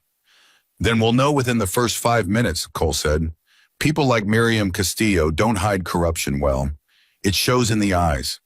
They reached the building's side entrance, just as Frank's voice crackled through the radio. All clear. No unusual activity. Looks quiet. Cole nodded to Diane, who moved ahead to check the entrance, disappearing briefly into the building before returning with a slight, cautious nod. Night security's minimal. Should be able to get up without drawing attention. Emily's hands trembled as they climbed the stairwell toward the 3rd floor, every step carrying her closer to a woman who might hold the key to finally clearing her father's name, or who might just as easily be another dead end in a case built on 22 years of buried secrets. The office door read simply, M. Castillo, Federal Prosecutor, in faded gold lettering, a light still glowing faintly beneath the frame despite the late hour. Cole knocked twice, firm and deliberate. For a long moment, nothing happened. Then the door cracked open, revealing a woman in her late 50s, sharp-eyed and silver-haired, wearing the exhausted expression of someone who had clearly been buried in paperwork long past a reasonable hour. Her gaze swept over Cole first, then Diane, then finally landed on Emily, and something in her expression shifted recognition, disbelief, and something achingly close to grief, all crossing her face in rapid succession. My God, Miriam Castillo whispered, her hand rising unconsciously to her mouth. You're Daniel's daughter. Emily's breath caught. You knew him. I knew him, Miriam said, her voice thick with sudden emotion. I've spent 22 years wondering if I'd made the right choice staying silent about my suspicions, wondering if speaking up sooner might have saved him. Her eyes moved back to Cole, sharpening with sudden urgency. You'd better come inside, quickly, and you'd better start explaining exactly what has brought Daniel Carter's daughter to my office door after 2 decades of complete silence. Inside the cramped, paper-cluttered office, Miriam listened in tense silence as Cole recounted the night's events. The diner, the pursuit, the cabin, the photograph pinned to the tree, the roadblock that morning. Emily watched the prosecutor's face carefully throughout the retelling, searching for any hint of deception, any flicker of complicity, but found only mounting horror, and beneath it something that looked remarkably like vindication. "Randall Voss," Miriam said quietly once Cole finished staring down at her hands. "I always suspected him. Never had proof, just instinct. The way he always seemed to know things before he should have. The way certain operations always fell apart at exactly the wrong moment." "You suspected he was the mole," Emily said. "I suspected," Miriam confirmed. "But suspicion without evidence means nothing in federal court, especially against a decorated agent with powerful friends. When Voss supposedly died in that accident, I told myself the question no longer mattered. I was wrong to let it go so easily." Cole leaned forward, sliding one of Daniel's journals across the desk. "We found something else. A name connected to the trafficking network's financial records. Someone with far more power than Voss ever had." Miriam opened the journal, and as her eyes scanned the pages, Emily watched the blood drain slowly from the prosecutor's face. "Harlan Whitfield," Miriam whispered. "You recognize the name," Cole said. "Everyone in this state recognizes that name," Miriam said grimly. "He's 3 weeks from announcing his gubernatorial campaign. If this evidence is legitimate, if Daniel truly documented Whitfield's connection to the trafficking network 22 years ago." She looked up, her expression hardening with sudden, fierce resolve. "This isn't just about clearing your father's name anymore, Emily. This is about stopping a deeply corrupt man from gaining control of an entire state government. Can you help us?" Emily asked, her voice barely steady. Miriam closed the journal slowly, her jaw setting with the same fierce determination Emily recognized from 22-year-old photographs of her father. "I owe your father a debt I've carried for 2 decades, she said quietly. "Yes, I'll help you, but we need to move carefully and we need to move fast. Whitfield has resources, connections, and a 3-week deadline that makes him more dangerous now than he's been in years." The plan that emerged over the following hours felt both exhilarating and terrifying in equal measure. Miriam explained that simply handing over evidence through official channels risked the same fate that had befallen Daniel 22 years earlier, buried, discredited, or intercepted by compromised officials still loyal to Whitfield's network. "We need something undeniable," Miriam said, pacing the length of her cramped office. "Something that can't be buried or explained away. A confession, ideally, captured in a way that makes denial impossible." "How do we get a sitting senator to confess to a 22-year-old murder?" Emily asked. Miriam's eyes moved slowly toward Emily, something calculating and cautious crossing her expression. "We give him something he wants badly enough to make a mistake." "Meaning what?" Cole asked, his voice sharpening with sudden wariness. "Meaning we give him access to Daniel's daughter," Miriam said carefully, "under controlled circumstances with federal surveillance in place. Whitfield believes Emily represents the last loose thread connecting him to a crime that could destroy his career. If we can convince him she's willing to negotiate—" "Absolutely not," Cole interrupted sharply, standing abruptly. "I didn't spend 22 years protecting this woman just to hand her directly to the people who want her dead." "Cole," Emily said quietly. "No," he said, turning to face her fully, his expression fierce with protective urgency. "This isn't happening, Emily. There has to be another way." Emily studied him for a long moment, understanding the depth of fear driving his refusal, but feeling something steady and resolve solidifying inside her own chest despite it. "Is there another way?" she asked, turning toward Miriam. "Honestly?" Miriam hesitated, then shook her head slowly. "Not one fast enough to matter before Whitfield's announcement. After that, once he's officially the party's nominee, the political protection surrounding him triples. Right now, tonight, we have a narrow window where exposure would still be catastrophic enough to force his hand." Emily turned back to Cole, meeting his fierce, worried eyes with a calm she didn't entirely feel, but forced herself to project anyway. "My father walked into danger like this every single day for 2 years, she said quietly. "He didn't do it because he wasn't afraid. He did it because he understood some things matter more than fear." "Emily, you told me last night that courage isn't the absence of fear," she said, her voice steadying with each word. "It's choosing to act anyway. I'm choosing Cole. This is my choice to make, not yours." Cole stared at her for a long, agonized moment. Old grief and fierce protectiveness warring visibly across his weathered features before something in his expression finally reluctantly softened into resignation. "If we do this," he said quietly, We do it with every possible safeguard in place. Federal surveillance, multiple exit strategies, backup positioned at every angle. I am not losing you the same way I lost your father. Agreed, Miriam said firmly. I'll pull every resource I have. This needs to be airtight. So, the following 2 days passed in a blur of careful, meticulous planning. Miriam worked quietly through trusted federal contacts securing surveillance equipment and quietly briefing a small, carefully vetted team of agents she trusted, implicitly people with no prior connection to the compromised task force that had failed Daniel Carter 22 years earlier. Cole, meanwhile, refused to leave Emily's side for more than a few minutes at a time, his protective instincts sharpened to a razor's edge by the enormity of what they were about to attempt. Frank, Diane, and Marcus positioned themselves at strategic points around the safe house Miriam had arranged, running through contingency plans with the exhausting thoroughness of people who understood exactly how badly things could go wrong. You don't have to do this, Cole said quietly on the morning of the meeting, watching Emily adjust the small transmitter hidden beneath her blouse, her hands trembling slightly despite her outward composure. Yes, Emily said, meeting his eyes in the mirror. I do. Not because I'm not terrified, Cole. I've never been more scared in my entire life. But because my father spent his life trying to protect people who couldn't protect themselves, and I refused to spend the rest of mine running from the same fight he died for. Cole's throat tightened visibly, and for a moment, the fierce, hardened biker president disappeared entirely, replaced by something rawer, more vulnerable. He would be so unbelievably proud of you, Cole said softly. Emily's eyes filled with tears, but she blinked them back firmly, drawing on a strength she hadn't known she possessed until the last few days had demanded it from her. Let's finish what he started, she said.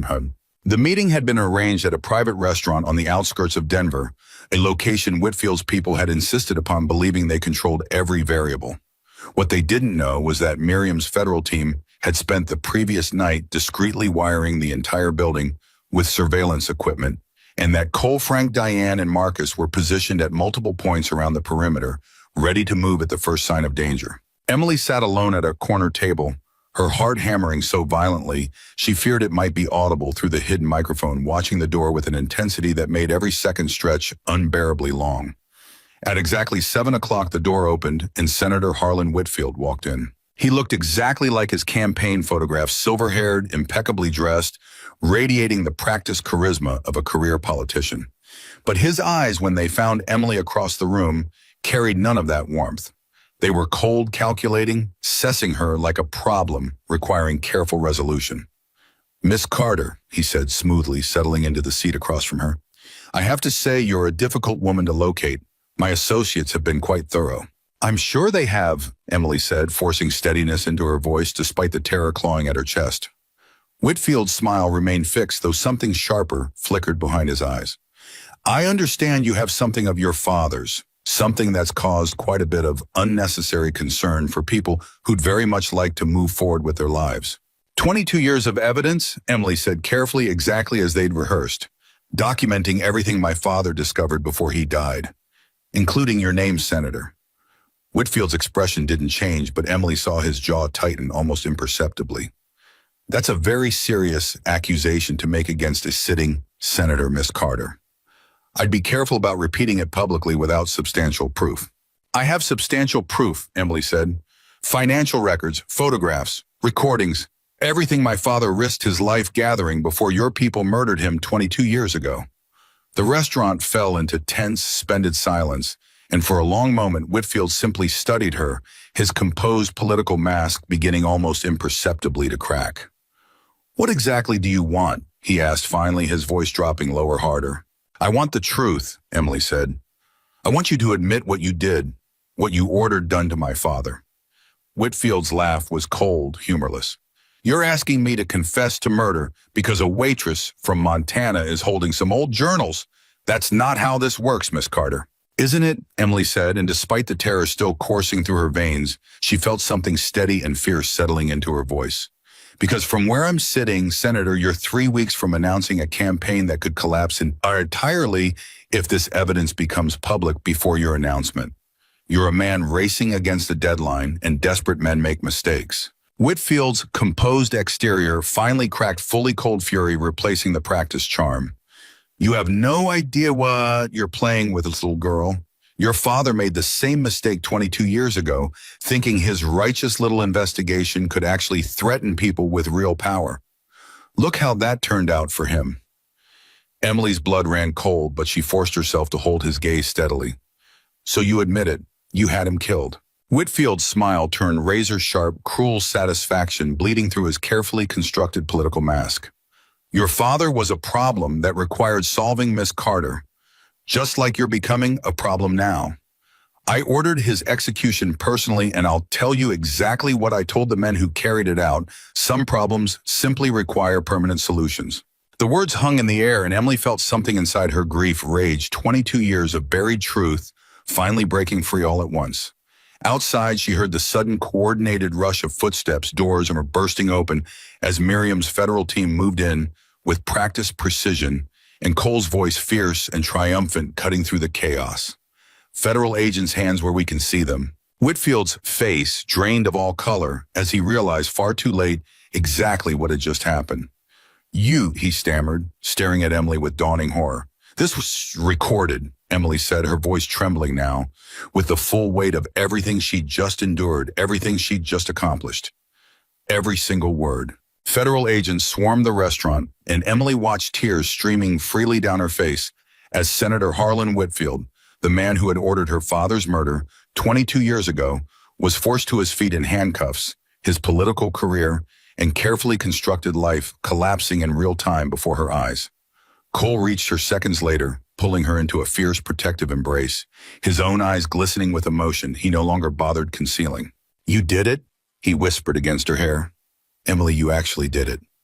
Emily clung to him, 22 years of buried grief and truth finally breaking free in violent, cathartic sobs.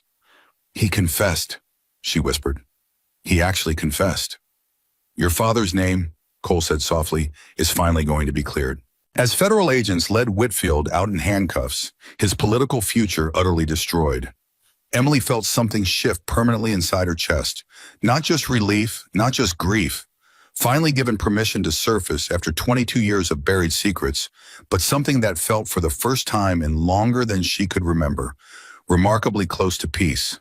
The restaurant emptied in a controlled storm of federal agents, radios crackling, Whitfield's furious protests fading as they forced him toward a waiting car, and Emily stood frozen in the middle of it all, Cole's arms still wrapped around her, her whole body shaking with the aftershock of what had just happened. "It's over," she whispered, though even as she said it, some instinct deep inside her refused to fully believe those words. Cole pulled back just enough to look at her face, his own expression caught somewhere between triumph and lingering wariness. "The confession is over," he said carefully. "But Emily, a man like Whitfield doesn't operate alone. Tonight proves he ordered your father's murder. It doesn't prove he's the only one who wanted it done." Miriam appeared beside them, her phone pressed to her ear, her expression tight with the particular focus of someone managing a dozen crises simultaneously. She ended the call and turned to face them both, and Emily immediately recognized the look on her face as something other than pure victory. "We have a problem," Miriam said. Emily's stomach dropped. "What kind of problem? We got the confession. It's recorded. Isn't that enough?" "It's enough to arrest Whitfield," Miriam said. "It is not enough to guarantee he stays arrested. My office just received word that his legal team is already filing emergency motions, and 2 of the federal judges typically assigned to cases like this have unexplained scheduling conflicts tonight." Cole's jaw tightened. "Compromised judges." "Possibly," Miriam said grimly. "Or simply men smart enough to avoid political blowback by conveniently disappearing until this settles. Either way, we need this case moving through channels that can't be quietly stalled or buried before morning." "What does that mean for us right now?" Emily asked, exhaustion and fear tangling together in her voice. "It means we're not done tonight," Miriam said. "It means Whitfield's arrest just made you the single most valuable witness in a case that could unravel a criminal network operating across 4 states, which makes you exactly the kind of loose end certain people will be desperate to eliminate before you ever testify." Emily felt the fragile relief she'd allowed herself moments earlier evaporate entirely. "You're saying I'm still in danger," she said. "I'm saying," Miriam replied carefully, "that tonight isn't the end of this fight. It might just be the beginning of the most dangerous part." They moved fast after that. Cole practically lifting Emily off her feet to hustle her toward a waiting vehicle, Frank and Marcus flanking them on either side, weapons concealed but ready, eyes scanning every shadow, every parked car, every face in the thinning crowd outside the restaurant. "Where are we going?" Emily asked, breathless adrenaline once again flooding her system, just as it had finally begun to subside. "Federal Safe House," Miriam said, sliding into the driver's seat of an unmarked sedan. "Secure location agents posted around the clock. You'll be protected there while we figure out our next move." Cole climbed in beside Emily, his hand finding hers, instinctively grounding her, the way it had back in that darkened cabin 2 nights ago. "You did everything right tonight," he said quietly. "Whatever happens next, you need to hold on to that." Emily nodded, though her mind was already racing ahead, anxious and unsettled. "Whitfield said he ordered my father's execution personally, but he also said the men who carried it out. That means there were others. People who actually—" Her voice caught the reality of it, suddenly viscerally real in a way it hadn't quite been before. "People who actually killed him. Are they still out there?" The car fell silent for a long, heavy moment. "Some of them," Cole admitted finally. "We know at least 2 names from your father's old journal entries, men Daniels suspected were involved in enforcement for the network. Whether they're still alive, still active, still connected to whoever's protecting Whitfield's remaining operation, that's what we need to find out." "And Voss," Emily said, "the man from the ridge, he's still out there too." "He is," Cole confirmed grimly. "And now that Whitfield's been arrested, Voss has every reason in the world to make sure you never make it to a witness stand." Emily pressed her palm flat against her chest, feeling her heart hammering beneath it, feeling the sharp, exhausting whiplash between victory and renewed terror that had defined every single hour since that rainy Tuesday night in the diner. "Then we're not finished," she said quietly, more to herself than anyone else. "No," Miriam said from the driver's seat, her eyes fixed on the road ahead, voice steady with grim determination. "We're not." The safe house sat on the outskirts of the city, unremarkable from the outside, blending seamlessly into a quiet residential street lined with modest homes and manicured lawns.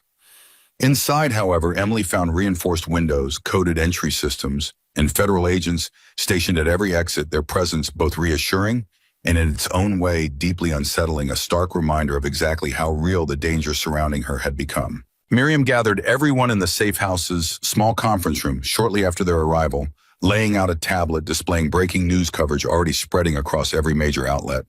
Breaking: Senator Harlan Whitfield arrested in connection to 22-year-old murder investigation. Emily stared at the headline, at photographs of Whitfield being led away in handcuffs, and felt a strange, disorienting mixture of vindication and dread wash over her simultaneously. "It's already everywhere," Miriam said, "which is good in the sense that public exposure makes it significantly harder for anyone to quietly bury this case now. But it's also dangerous because every single person connected to Whitfield's network now knows exactly who exposed him." "Meaning everyone knows my name," Emily said quietly. "Not yet," Miriam said. "We've kept your identity out of official statements for now.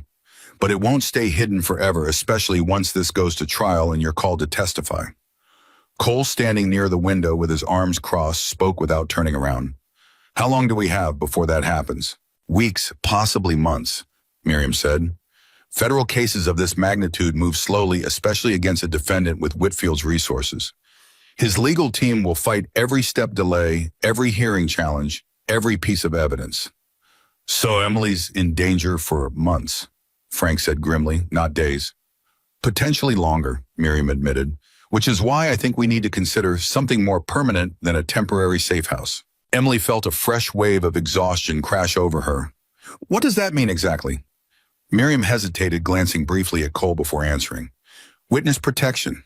A new identity relocation, complete severance from your previous life." The room fell silent, and Emily felt the weight of the suggestion settle heavily over her chest.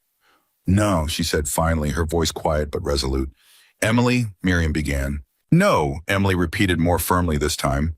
"I spent 26 years not knowing who I actually was. I finally know the truth now about my father, about who I come from, about the people who've protected me my entire life without me even realizing it. I am not disappearing into a new identity and losing all of that again." Cole turned from the window, studying her with an expression that mixed pride and deep concern in equal measure. "Emily, your safety matters more than—" My safety matters to me too, Emily interrupted, standing from her chair. Adrenaline and conviction steadying her voice, despite the exhaustion pulling at every part of her. But so does finishing what my father started. So does honoring what my mother sacrificed. So does everything you and Frank and Diane and Marcus have done for me for 22 years. I won't just vanish now and let all of that mean nothing. The debate continued for nearly an hour, voices rising and falling around the small conference table until finally Cole raised a hand, silencing the room with the quiet authority of a man used to commanding respect. There's another option, he said slowly, that nobody's mentioned yet. Which is, Miriam asked. We don't hide Emily, Cole said. We protect her openly, publicly. Hell's Angels has chapters across 6 states, hundreds of members who would answer the call immediately if I asked them to. If Emily's protection becomes visible, if the entire network watching Whitfield's remaining allies understands that harming her means facing consequences far beyond what any quiet elimination could accomplish. You're talking about painting a target on yourself and every person who rides with you, Miriam said carefully. I'm talking about finishing to what I started 22 years ago. Cole said, his voice hardening with old, unwavering resolve. I made a promise beside Daniel's dying body that I would protect his daughter until she could choose her own future. That promise doesn't end just because we got one confession out of one corrupt senator. Emily felt something warm and fierce swell inside her chest, watching this weathered, dangerous man offer to place himself and everyone he loved between her and whatever darkness still remained out there. Cole, she said softly, you'd be risking everything. Your club, your people, all of it. I've been risking everything for 22 years, Cole said simply. The only difference now is that I get to do it out in the open, standing beside you, instead of watching from a distance. Vitamam. Miriam reluctantly agreed to the plan, though not without extensive caveats and precautions, and within 24 hours the small safe house had transformed into something resembling a fortress. Word spread quickly through Cole's network, and by the following afternoon, Emily watched in stunned disbelief as motorcycles began arriving from neighboring states. Dozens of riders she'd never met, all wearing the same weathered leather vests, all there for one singular purpose. They came, she whispered, watching from the window as the growing crowd gathered in the safe house's modest yard. Your father earned this loyalty 22 years ago, Frank said, standing beside her. Even the ones who never met him know the story. Know what he sacrificed. In this world, that kind of sacrifice never gets forgotten. Emily stepped outside cautiously, and the assembled riders, easily 50 or 60 strong, now fell into an unexpected reverent silence as she appeared. An older woman near the front, her face weathered by decades of hard living, stepped forward first. You're Daniel Carter's girl, she said, not quite a question. I am. Emily confirmed, her voice steadier than she felt. The woman nodded slowly, something fierce and protective flickering behind her eyes. Then you're one of ours now too. Whatever you need, whoever comes looking for trouble, you've got 60 people standing between you and them. Emily's throat tightened with emotion she hadn't expected, overwhelmed by the sheer unconditional loyalty radiating from strangers who had never once met her before today, yet who had shown up regardless simply because her father's sacrifice still meant something to them after 22 long years. Thank you, she managed. All of you. That evening, as the safe house settled into a tense but increasingly secure rhythm, Miriam arrived with fresh updates, her expression carrying the particular weight of someone bearing complicated news. Whitfield's lawyers filed for bail this afternoon, she said, gathering everyone once more around the conference table. The judge denied it, citing flight risk and the severity of the charges. That's good news. But Cole pressed, clearly sensing more. But during discovery, Whitfield's defense team is required to receive copies of the evidence against him, Miriam continued, including references to Emily as the primary witness. His legal team will have access to that information within the next few days. Emily felt her stomach drop. So even in prison, he'll know exactly who exposed him. He already knows, Miriam said grimly. What concerns me is who else might learn it through his legal team's access to case files. Whitfield wasn't operating alone, and men desperate enough to fake their own deaths and infiltrate local law enforcement won't simply give up because their primary backer got arrested. As if summoned by the conversation itself, one of the federal agents posted at the safe house's perimeter burst through the door, his expression tight with alarm. We've got a situation, he said. Local news just picked up unconfirmed reports naming Emily Carter as the key witness in the Whitfield case. It's spreading fast across social media. Emily's blood turned to ice. How you said my name was protected. Someone leaked it, the agent said grimly. Deliberately by the looks of it. This wasn't an accident. Cole was on his feet instantly, his expression transforming into something cold and lethal. Voss, we can't confirm that yet, Miriam said, though her tone suggested she believed exactly the same thing. We don't need confirmation, Cole said. This has his fingerprints all over it. Exposing Emily publicly accomplishes two things at once.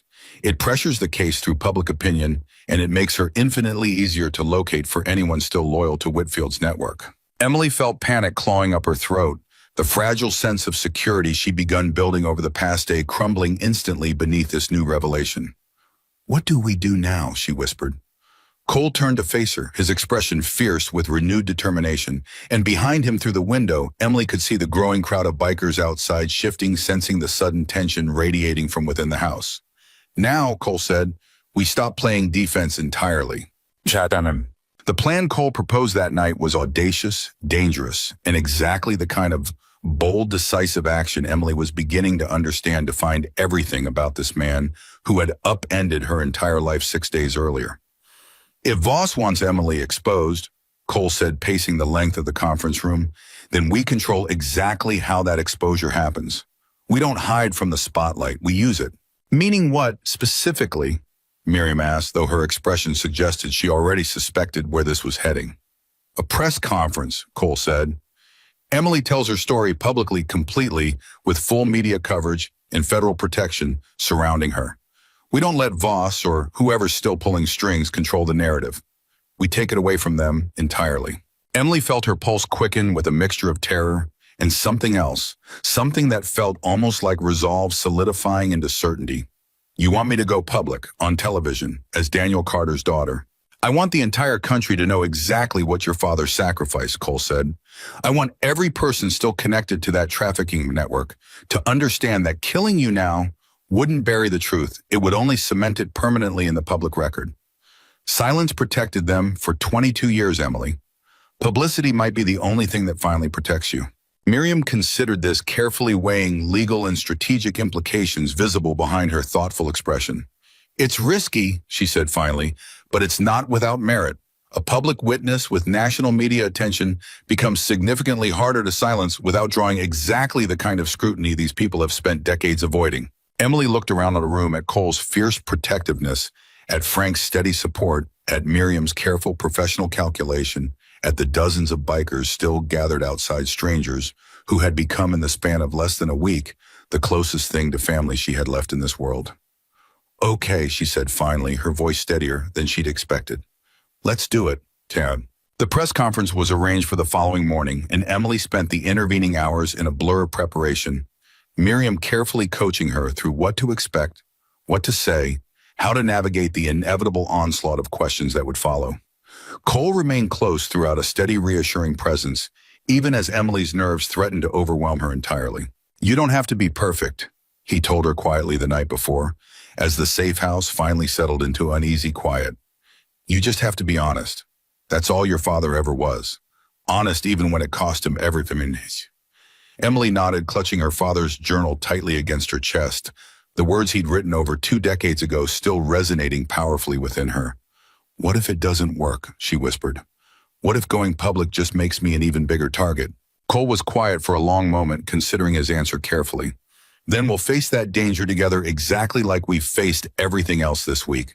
But Emily, I don't think this is about making you safer or more dangerous. I think this is about finally giving your father's sacrifice the meaning it always deserved.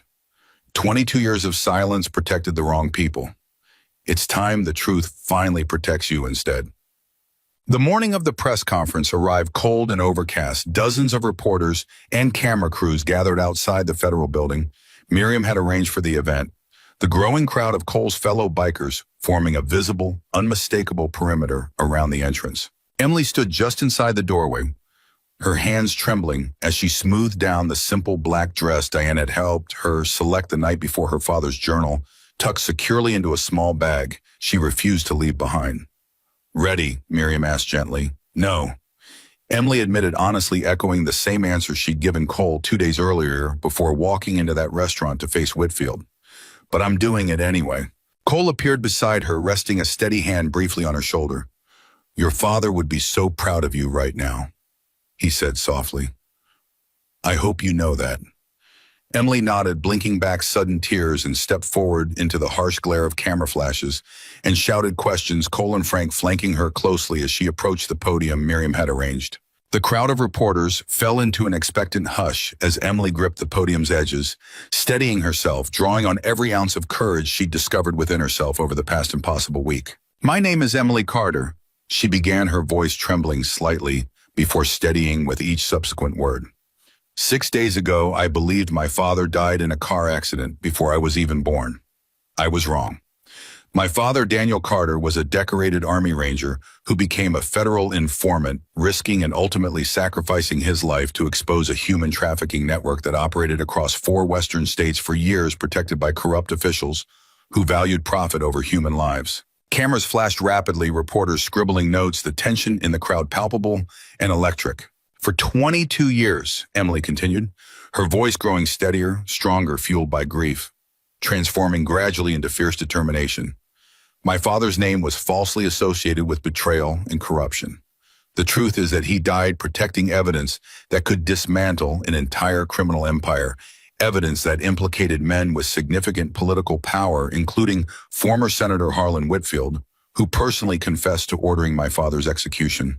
The crowd erupted into a frenzy of shouted questions, but Emily pressed forward, refusing to be derailed.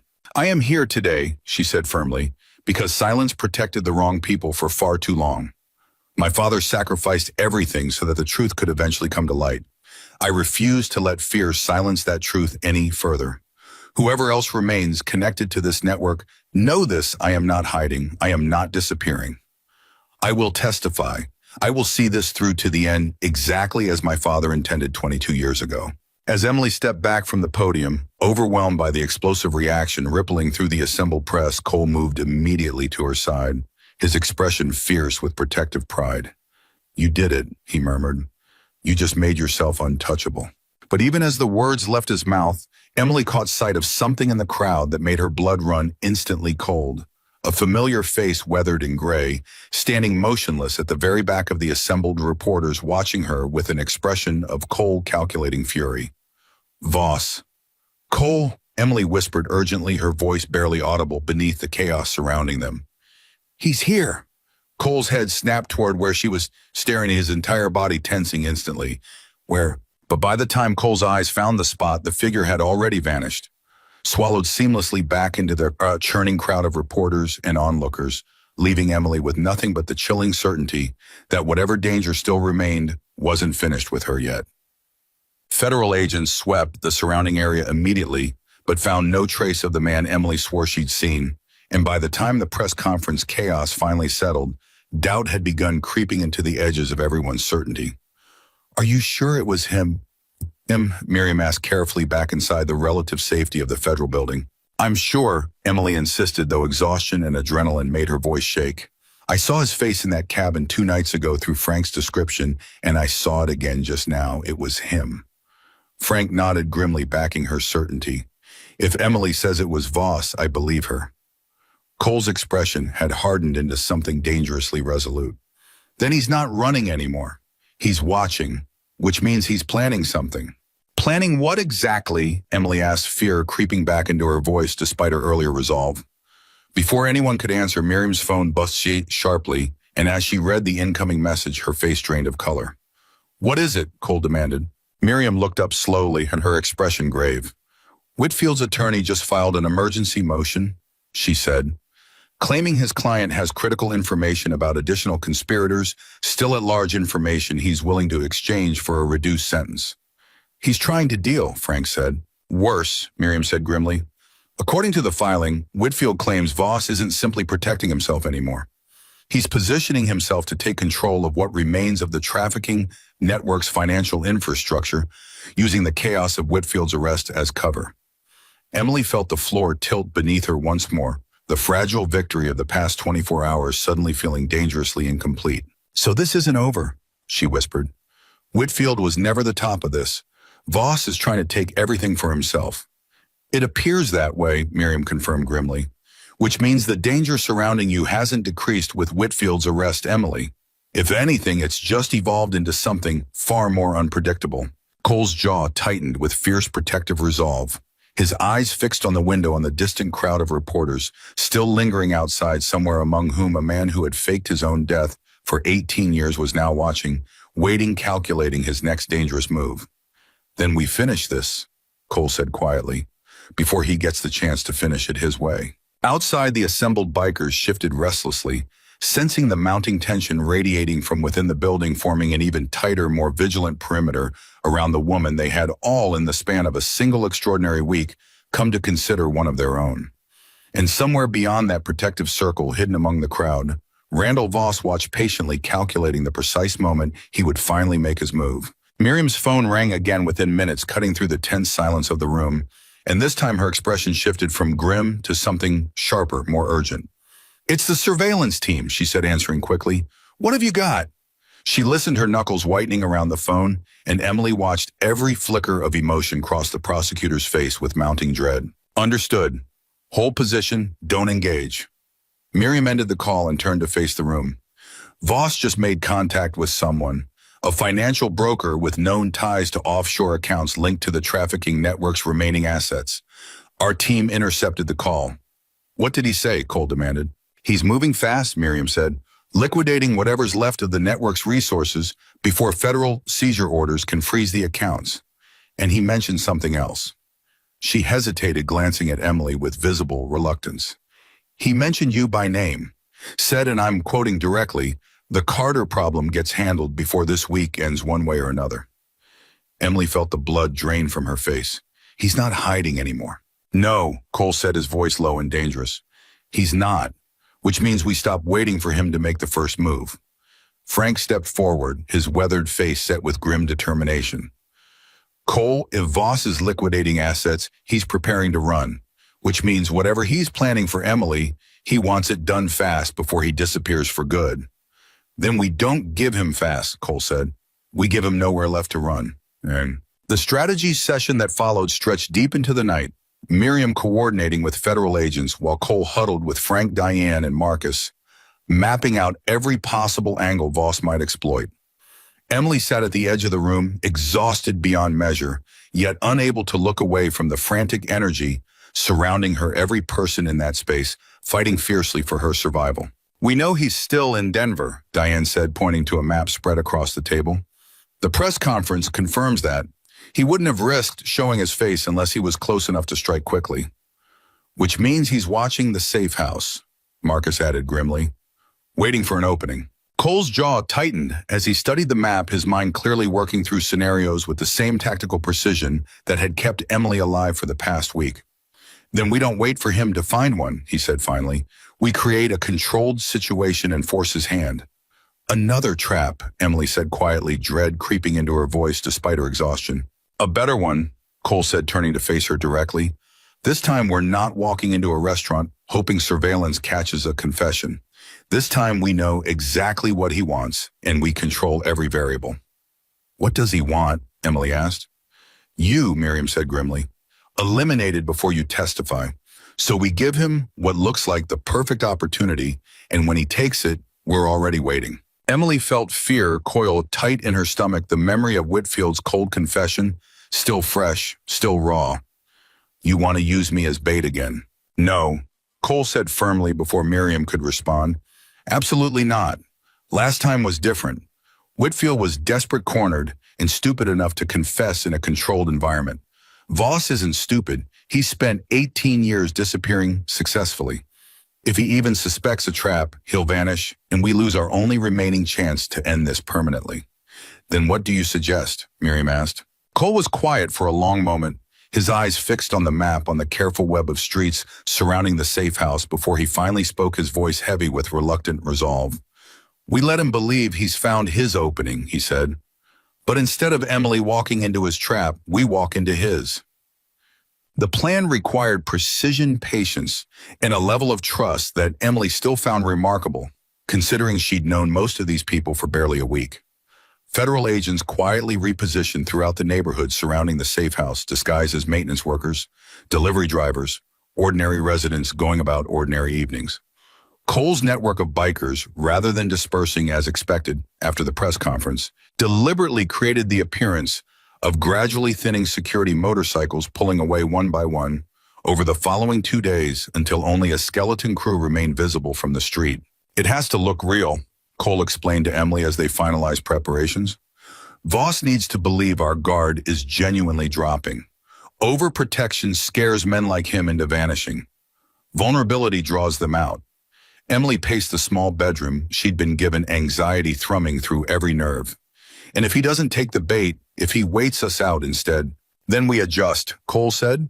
But my instincts tell me he's running out of time and running out of patience.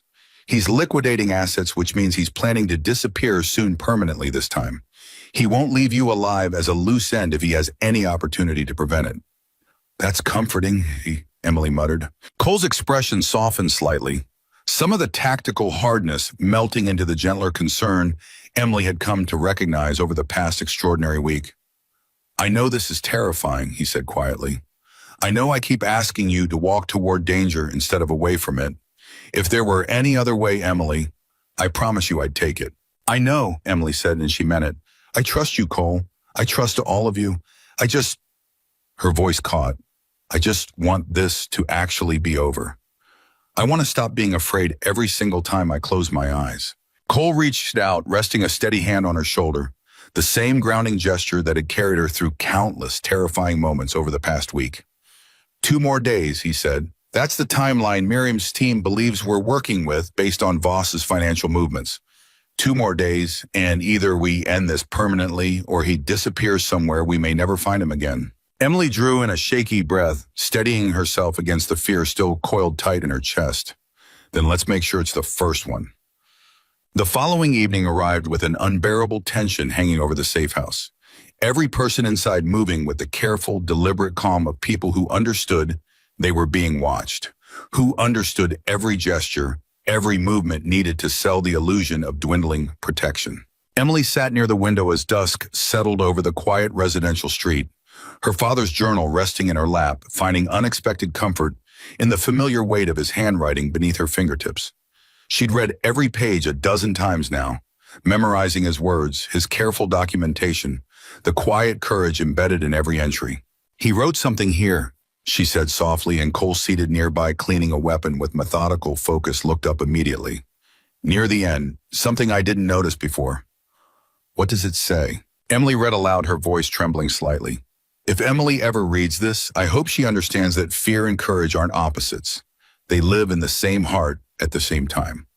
The bravest thing I've ever done was choosing to be afraid and act anyway because the people I love were worth more than my own safety.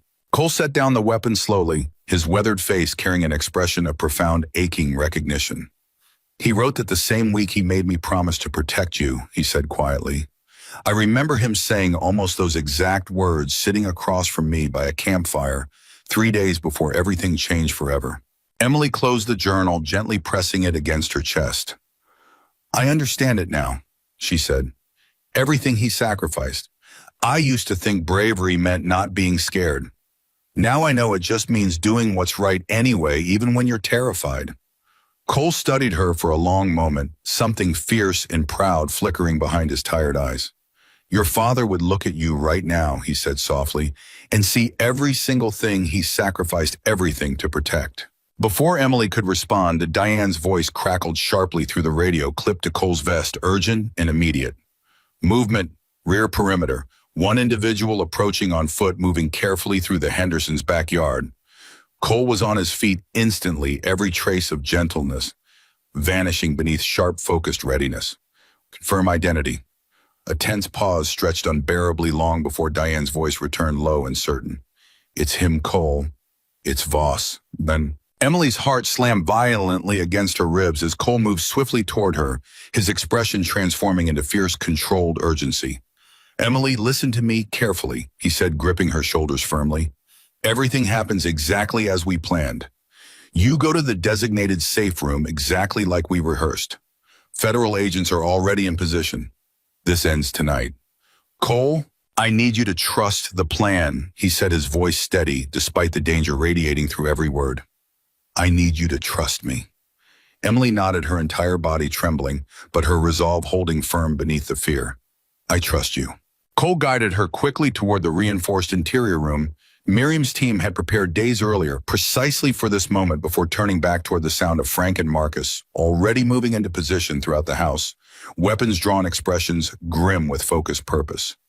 Positions? Cole said into the radio. Nobody moves until he's fully inside the perimeter. We only get one chance to do this cleanly. Emily's hands shook violently as she settled into the small reinforced room. Federal Agent Sarah Chen positioned protectively beside her, weapon ready, eyes fixed on the door. It's going to be okay, Chen said quietly. Cole's team has trained for this. Miriam's coordinated federal backup surrounding the entire block. Voss doesn't know what he's walking into. Emily nodded, though every instinct screamed at her to run, to fight, to do something other than sit helplessly in a small room, while people she cared about risked their lives protecting her. Through the thin walls, she heard the faint creak of a door, footsteps moving with careful, practiced stealth, and her breath caught painfully in her throat. He was inside. The confrontation that followed unfolded in a blur of chaos and controlled violence, sounds Emily would remember for the rest of her life. Shouted commands, the sudden crash of furniture, Cole's voice booming with authority, Frank's sharper, more urgent shout, and beneath it all, a single gunshot that made Emily's entire world stop cold. Cole, she screamed, lunging toward the door, despite Agent Chen's restraining grip. Stay down, Chen shouted, physically blocking Emily's path. Let them work. More shouting followed, footsteps pounding, another brief scuffle, and then agonizingly silence. Emily's heart hammered so violently she feared it might actually stop. Every second of silence, stretching into unbearable eternity, until finally the door burst open. Frank stood there, breathless, but very much alive, relief flooding his weathered features. It's over, he said. We've got him. Cole? Emily demanded desperately. Is Cole grazed? Frank said quickly. Just grazed, Emily. He's fine. He's asking for you.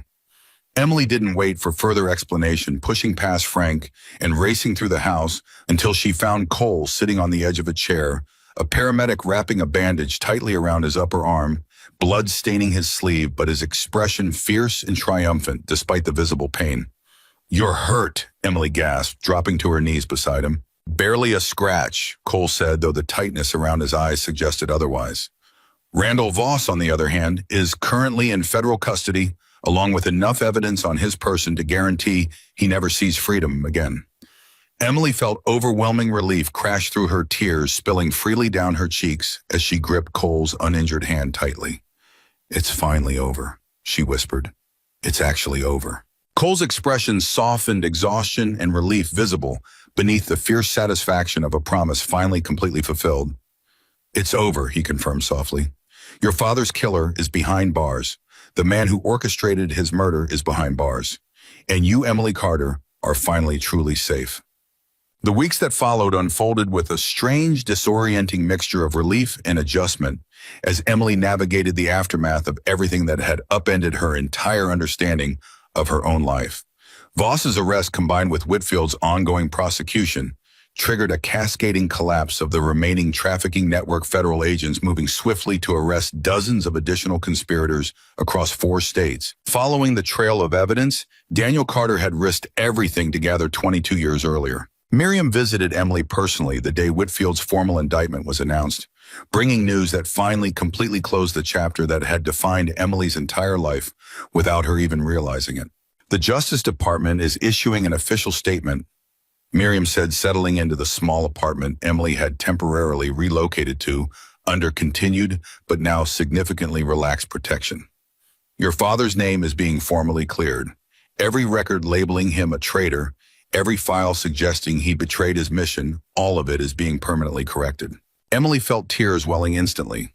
22 years of quiet, unspoken grief finally given permission to transform into something closer to peace. They're clearing his name, she whispered. Completely, Miriam confirmed, her own eyes glistening with shared emotion. Daniel Carter is being posthumously recognized as exactly what he always was, a hero who sacrificed his life protecting innocent people from an organization that had corrupted local law enforcement, judicial officials, and even a sitting senator. There's already discussion of a formal commendation ceremony. Emily pressed her hand against her mouth, overwhelmed by the magnitude of what her father's sacrifice had finally truly accomplished.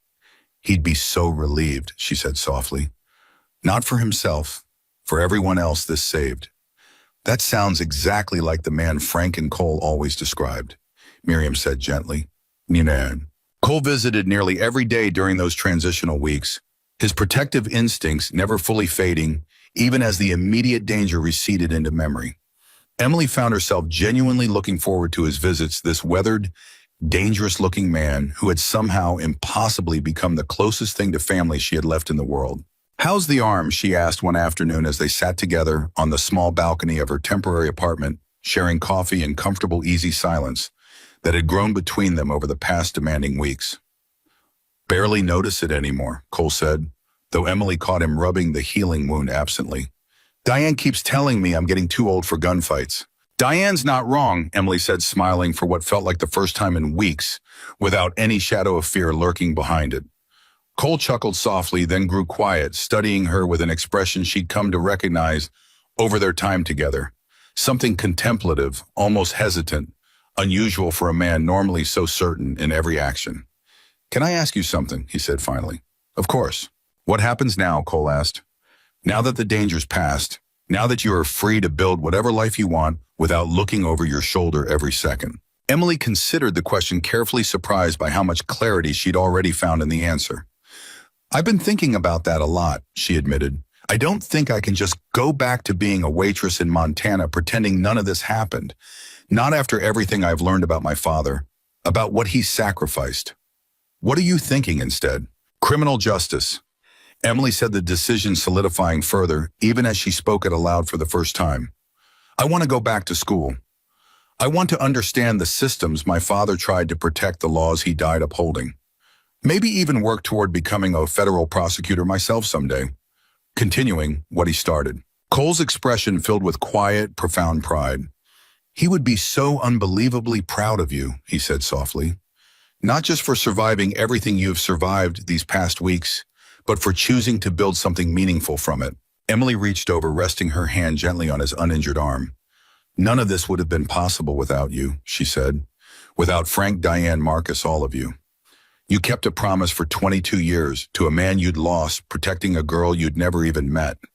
That kind of loyalty, that kind of love, I don't think I'll ever be able to fully repay it." Cole's throat tightened visibly, emotion breaking through his weathered composure. "You don't owe us anything, Emily," he said quietly. "Watching you become the woman you are right now, watching you honor your father's memory with this kind of courage and determination, that's payment enough. That's everything Frank and I have ever hoped for, watching over you all these years." 3 months later, Emily stood at the edge of a small, quiet cemetery on the outskirts of Millers Creek, Montana, the same town where her entire life had transformed forever inside a rain-soaked diner. The autumn air carried a familiar chill, but the storm clouds that had haunted that fateful night were long gone, replaced by clear blue skies stretching endlessly overhead. She'd returned for this specific purpose, to finally visit her father's grave, recently relocated from an unmarked plot to a proper memorial following the formal exoneration ceremony held just weeks earlier in Washington, where Daniel Carter had been posthumously awarded the nation's highest civilian honor for his sacrifice. The new headstone gleamed white against the autumn grass, engraved with words that finally truly honored the man who had given everything to protect a daughter he'd never had the chance to know. Daniel Carter, beloved father, decorated veteran American hero, he gave his life so others could live free. Emily knelt slowly before the headstone, tracing her fingers over the engraved letters, tears falling freely as 22 years of unknown grief finally found somewhere real to land. "Hi, Dad," she whispered, her voice breaking on the unfamiliar word. "I know this is strange. I never got to say that to you before, Maurice. Never got the chance to know you at all, really. But I know you now, through your journals, through the people who loved you enough to protect me, for 22 years, through everything you sacrificed, to make sure I'd have the chance to choose my own future." She paused, wiping tears from her cheeks, drawing strength from the quiet, peaceful morning surrounding her. I'm choosing it now," she continued softly. "I'm going back to school. Criminal justice, just like you probably would have wanted. I'm going to spend my life protecting people the same way you tried to protect me. I hope that makes you proud wherever you are." Footsteps approached quietly from behind her, and Emily turned to find Cole standing a respectful distance away, holding something small and weathered in his weathered hands. "I brought something," he said quietly, moving closer once Emily nodded her permission. "Something I've carried for 22 years, waiting for the right moment to finally let it go." He knelt beside the headstone, placing a small, tarnished Army Ranger coin gently against the base of the memorial, his weathered hand lingering against the cool stone for a long, emotional moment. "I kept my promise, brother," Cole said softly, his voice thick with 2 decades of accumulated grief, finally given permission to surface completely. "She's safe, she's strong, she's everything you always hoped she'd become and more." Emily watched overwhelmed as this massive, hardened biker feared across 6 states as the president of one of the most formidable motorcycle clubs in the country allowed himself for perhaps the first time in over 2 decades to fully grieve the friend he'd lost, the promise he'd carried, the extraordinary weight of loyalty he'd shouldered without complaint for 22 impossibly long years. "Thank you," Emily whispered, kneeling beside him, resting her hand gently on his shoulder. "For everything, for never giving up on a promise even when it would have been so much easier to let it go." Cole looked up at her, his eyes glistening with unshed tears, his voice rough with emotion he could no longer contain. "Loving you, Ka," he said softly. "Protecting you, watching you become this incredible woman standing before me right now. That was never a burden, Emily. It was the greatest honor of my entire life." They remained beside the grave for a long while afterwards, sharing quiet stories about Daniel. Memories Cole and Frank had carried faithfully for over 2 decades.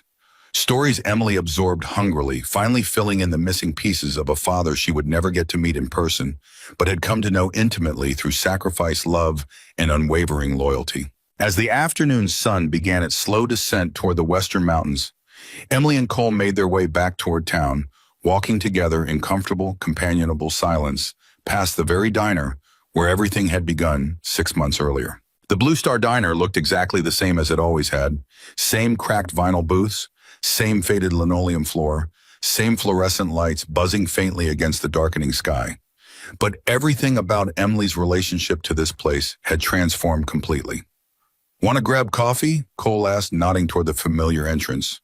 For old time's sake, Emily smiled, genuine warmth spreading through her chest despite the heavy emotions of the day. "I'd like that."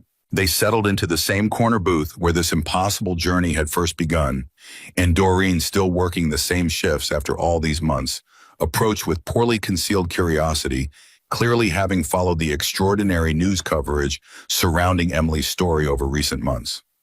"Well, look who it is," Doreen said warmly, setting down 2 coffee cups. "Our local celebrity finally coming back to visit." Emily laughed softly, genuine and easy. "Just visiting old friends, Doreen." Once Doreen wandered off, Emily turned to study Cole across the table, this man who had irrevocably transformed her entire understanding of family loyalty and the depths of human sacrifice. "Can I tell you something?" she said quietly. "Always. When you first sat down in this booth 6 months ago," Emily said, "and told me to pretend you were my father, I thought it was the strangest, most terrifying moment of my entire life. I had no idea it would end up being the truest thing anyone's ever said to me." Cole's expression softened, something deeply emotional flickering behind his weathered eyes. "What do you mean?" Emily reached across the table, resting her hand over his. "You don't have to pretend anymore, Cole," she said softly, her voice thick with emotion. "You're not just protecting a promise to a man you lost 22 years ago. You've earned something far more real than that." Cole's throat tightened visibly, understanding dawning slowly across his weathered features. "You've already earned the right to be my family," Emily continued, tears slipping freely down her cheeks now, though these were tears of profound gratitude rather than grief. Not because of some deathbed promise, not because of loyalty to a memory, but because of everything you've actually done every single day for 6 impossible months. You've shown up for me completely unconditionally, exactly like a real father would. For the first time in over 2 decades, the massive hardened president of one of the most formidable motorcycle clubs in the country, a man who had faced down armed enemies, corrupt officials, and impossible odds without ever once breaking, found himself utterly overwhelmed, barristers finally completely spilling down his weathered face. "Emily," he managed, his voice breaking completely, "I don't know what to say." "You don't have to say anything," Emily said gently, moving around the booth to embrace him fully. This man who had risked everything, sacrificed everything, loved her unconditionally for over 2 decades before she'd even known he existed. You've already said everything that matters through every single choice you've made since that rainy night 6 months ago. Cole held her tightly, finally allowing himself the full weight of emotion he'd carried silently for 22 impossibly long years. Grief and joy and relief and profound, unconditional love, all merging together in this quiet, ordinary diner where an extraordinary story had first begun. Outside, the autumn sun continued its gentle descent toward the mountains, casting warm golden light through the diner's familiar windows, illuminating a scene that perfectly captured everything this remarkable journey had ultimately been about. Not the danger, not the corruption, not even the justice finally served after 22 long years of waiting. It had always truly been about love.